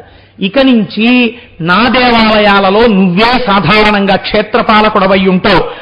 భక్తుల యొక్క పాపాల్ని నువ్వు తినేసేయి. తీసిన వాటిని నువ్వు పాపాలని తినేసి వాళ్ళని రక్షిస్తావు కాబట్టి నీకు పాపభక్షకుడు అని పేరిస్తున్నాను. ఇహలోకమునందు ఇప్పటి వరకు మేం చేసి ఈశ్వరుడి పట్ల మేం చేసినటువంటి దూషణల ఫలితం ఎలా పోతుందని బెంగ పెట్టుకున్న వాళ్ళ కోసం భైరవ యాతన ఇక్కడే తేలికగా అనుభవింపచేస్తాడు. అందుకే హరిద్వార్ ఋషికేశ్ వెళ్ళిన వాళ్ళు మానసాదేవి దేవాలయానికి వెడితే బయటికి వచ్చేటప్పుడు ఒక్కసారి ఒంగోండని ఓ బెత్తం పెట్టి కొడతారు వీపు మీద. భైరవ యాతన అని అది ఠాప్ అంటుంది ఆ కర్ర.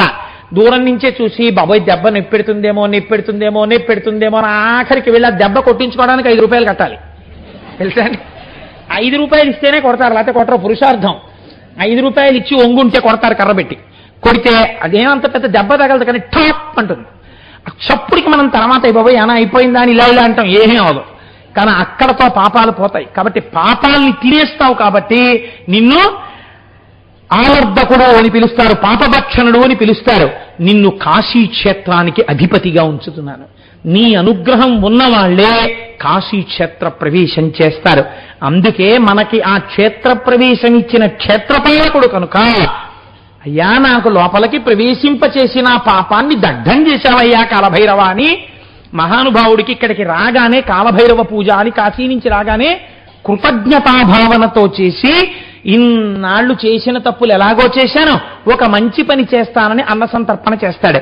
అందుకే కాశీ సంతర్పణ చేస్తున్నారండి, కాశీ సంతర్పణ చేస్తున్నారండి అంటారు. కాశీ సంతర్పణకి పిలిస్తే తప్పకుండా వెళ్ళి ఆ కాశీ సంతర్పణలో ప్రసాదం తీసుకుని వస్తారు. మనం తిన్నాంగా మూర్తి గారు. కాబట్టి అటువంటి కాశీ సంతర్పణ నీ పేరు మీద చెయ్యబడుతూ ఉంటుంది అని ఆనాడు పరమేశ్వరుడు కాలభైరవుడికి ఇన్ని వరములను గుప్పించాడు. ఆ మూర్తియే ఇప్పటికీ మనకి ప్రతి దేవాలయంలో, ప్రతి శివాలయంలో ఆయన ఈశ్వరాజ్ఞని ఔదల దాల్చి వచ్చిన వాడు కనుక మహానుభావుడు కాలభైరవ స్వరూపంతో ఉంటాడు. భక్తుల పాలిట కొంగు బంగారం. ఎవడు ఈశ్వర ధిక్కారం చేస్తాడో వాడి పాలిట భైరవ దర్శనంగా కనపడతాడు, భయంకరంగా కనపడతాడు. మీరు చూడండి, ఎంత గొప్పవాడైనా కావచ్చు, అలా వెళ్ళిపోతున్నప్పుడు కుక్క పెద్దగా అరుస్తూ వచ్చి నోరు తెరిచి ఇలా పళ్ళు చూపించింది అనుకోండి, హడిలిపోతాడు. ఇదేంటో కుక్క కరిచేస్తుందో ఏమిటో అని చెప్పేసి. అసలు కుక్క పరిగెత్తుకొచ్చి ఇలా నోరు విప్పేటప్పటికే భయం. మార్నింగ్ వాక్ వెళ్ళే వాళ్ళు అందరూ హ్యాండ్ స్టిక్స్ ఎందుకు పట్టుకెళ్తారనుకుంటున్నారు? కుక్కల భయానికే. కాబట్టి అందుకే మనం స్వరూపమునందు అది రెండు చేస్తుంది. యజమానిని రక్షిస్తుంది, యజమానికి అప్రీతి చేసేవాడిని కరుస్తుంది. అలాగే శివుడి పట్ల మక్కువతో ఉన్నవాడైతే శివుడు ఏమంటాడు? మీరు ఆ ఇంటికి వెళ్ళారనుకోండి, కుక్క వస్తుంది అనుకోండి, చీనోర్మై కోటేశ్వరరావు వస్తాను, దాన్ని అరపైగా తీసుకెళ్ళి కట్టండి అంటాడు. కోటేశ్వరారే అరవకూడదు అంటాడు. అంటే దానికి ఏమర్థం అవుతుందోనండి, మీరు చాలా ఇళ్లలో చూడండి, యజమాని వచ్చి గబగబా మిమ్మల్ని పిలిచి మీకు నమస్కారం చేసి రండి రండి రండి రండి అయ్యా మీరు ఇవాళ మా ఇంటికి వచ్చారని లోపలికి తీసుకెడుతున్నారు అనుకోండి, కుక్క వెంటనే తోకూపేస్తూ నడువు ఊలిపోయేటట్టుగా తోకూపేసి మీ దగ్గరికి వచ్చేస్తుంది. మా యజమాని ప్రీతి పొందినవాడు నాకు కూడా ప్రీతిపాత్రుడే. మరి ఇప్పుడు గేటు దగ్గర చూస్తే అరిచావు శత్రువు అని. అప్పట్లో నీకు నాకు ఏం ఫ్రెండ్షిప్? నేనేం బిస్కెట్ పెట్టానా, నువ్వు నేను చెలిమి చేశానా? అక్కర్లా, మా యజమాని నిన్ను పిలిచాడు, నేను పిలుస్తున్నాను. నువ్వు తప్పు తెలుసుకుని శివానుగ్రహం కోసం శివాలయంలోకి వస్తున్నావు, భైరవుడు తోకూపేస్తాడు. కాబట్టి ఏం చేస్తాడు? మీ పాలిట ప్రసన్నుడైపోతాడు. ఇలా మా పాలిట ప్రసన్నుడైపోయాడు భైరవమూర్తిని చెప్పడానికే ఆయన మెళ్ళో గారెల దండ వేస్తారు. అంటే మాంసం మినుము యందు ఎక్కువ ఉంటుంది కాబట్టి ఆయన్ని మాంసము చేత ఆరాధన చేసినట్టు ఓ గారెల దండ వేస్తారు. అది అటు ఇటు వెళ్ళి కింద పడేసుకుని ఆ గారెలు తింటే తింటుంది, లేకపోతే లేదు, వేరే విషయం అనుకోండి. అందుచేత కాలభైరవ స్వరూపంగా కాలభైరవాష్టకం పఠంతి ఏ మనోహరం జ్ఞానముక్తి సాధనం విచిత్ర పుణ్యవర్ధనం శోకలోభ దైన్య మోహ కోపతాపనాశనం తే ప్రయాంతి కాలభైరవాంగ్రి సన్నిధిం ధ్రువం. మీరు కాలభైరవాష్టకం చదువుతుంటారు కదా. కాబట్టి ఆ కాలభైరవ స్వరూపం అంత గొప్పది. అందుకే మేము కాశీ వెళ్లి కాలభైరవ దర్శనం చేసుకున్నాం, మాకేం బెంగళాననిపించుకోవడానికి రక్ష కూడా కట్టుకుంటారు అని అలతాడు. ఇంకా మా జోలికి ఎవరూ రాలేరు అను తాడు కూడా కడతారు. కాబట్టి ఇన్ని రూపాలుగా ఆ కాలభైరవ స్వరూపం ఆనాడు ఆవిష్కరింపబడినది. ఎవరు ఈ కాలభైరవ స్వరూపం గురించి వింటున్నారో, భక్తితో ప్రణమిల్లుతున్నారో, ఒక్కసారి నమస్కరిస్తున్నారో అటువంటి వారు శివానుగ్రహాన్ని పొందుతారు. కాలభైరవుడు వాళ్ళని ఇబ్బంది పెట్టడు, వాళ్ళు సంతోషంగా ఉంటారు. నేను మిమ్మల్ని ఇవాళ కొంచెం తొందరగా వదిలిపెట్టేస్తాను అని మాట ఇచ్చాను కాబట్టి అన్న మాట ప్రకారం వెనక నేను ఒక గొప్ప ఘట్టాన్ని తీసుకోవలసి ఉన్నప్పటికీ నేను మిమ్మల్ని విడిచిపెట్టేస్తున్నాను. కాబట్టి మీరందరూ చక్కగా సింధూరపూరిత పరిశోభిత గండ యుగ్మం అయా వీళ్ళందరూ వచ్చినప్పుడు ఎక్కువ ఇబ్బంది లేకుండా గబగబా వెళ్ళిపోవడానికి ఏర్పాట్లు చేసేయండి. ముందు జాగ్రత్త కలిగినటువంటి వాళ్ళు అప్పుడే మెట్ల మీద కూర్చుని ఉన్నారు. కాబట్టి నేనమ్మా మిమ్మల్ని ఇబ్బంది పెట్టడానికి ఎప్పుడూ నేను చెప్పను, జ్ఞాపకం పెట్టుకోండి. మిమ్మల్ని ఏదో చెప్పి ఇలా ఇబ్బంది పెట్టేయడం నా ఉద్దేశ్యం కాదు. ఇవాళ చవితి తిథి, మాఘమాసం. ఒక్కసారి గణపతి దర్శనం మీ అందరూ చేసుకునిడితే మీకు అభ్యున్నతి కలగాలి అని నేను చెప్పాను తప్ప మిమ్మల్ని ఇబ్బంది పెట్టడం ఎంత మాత్రమో నా ఉద్దేశ్యం కాదు.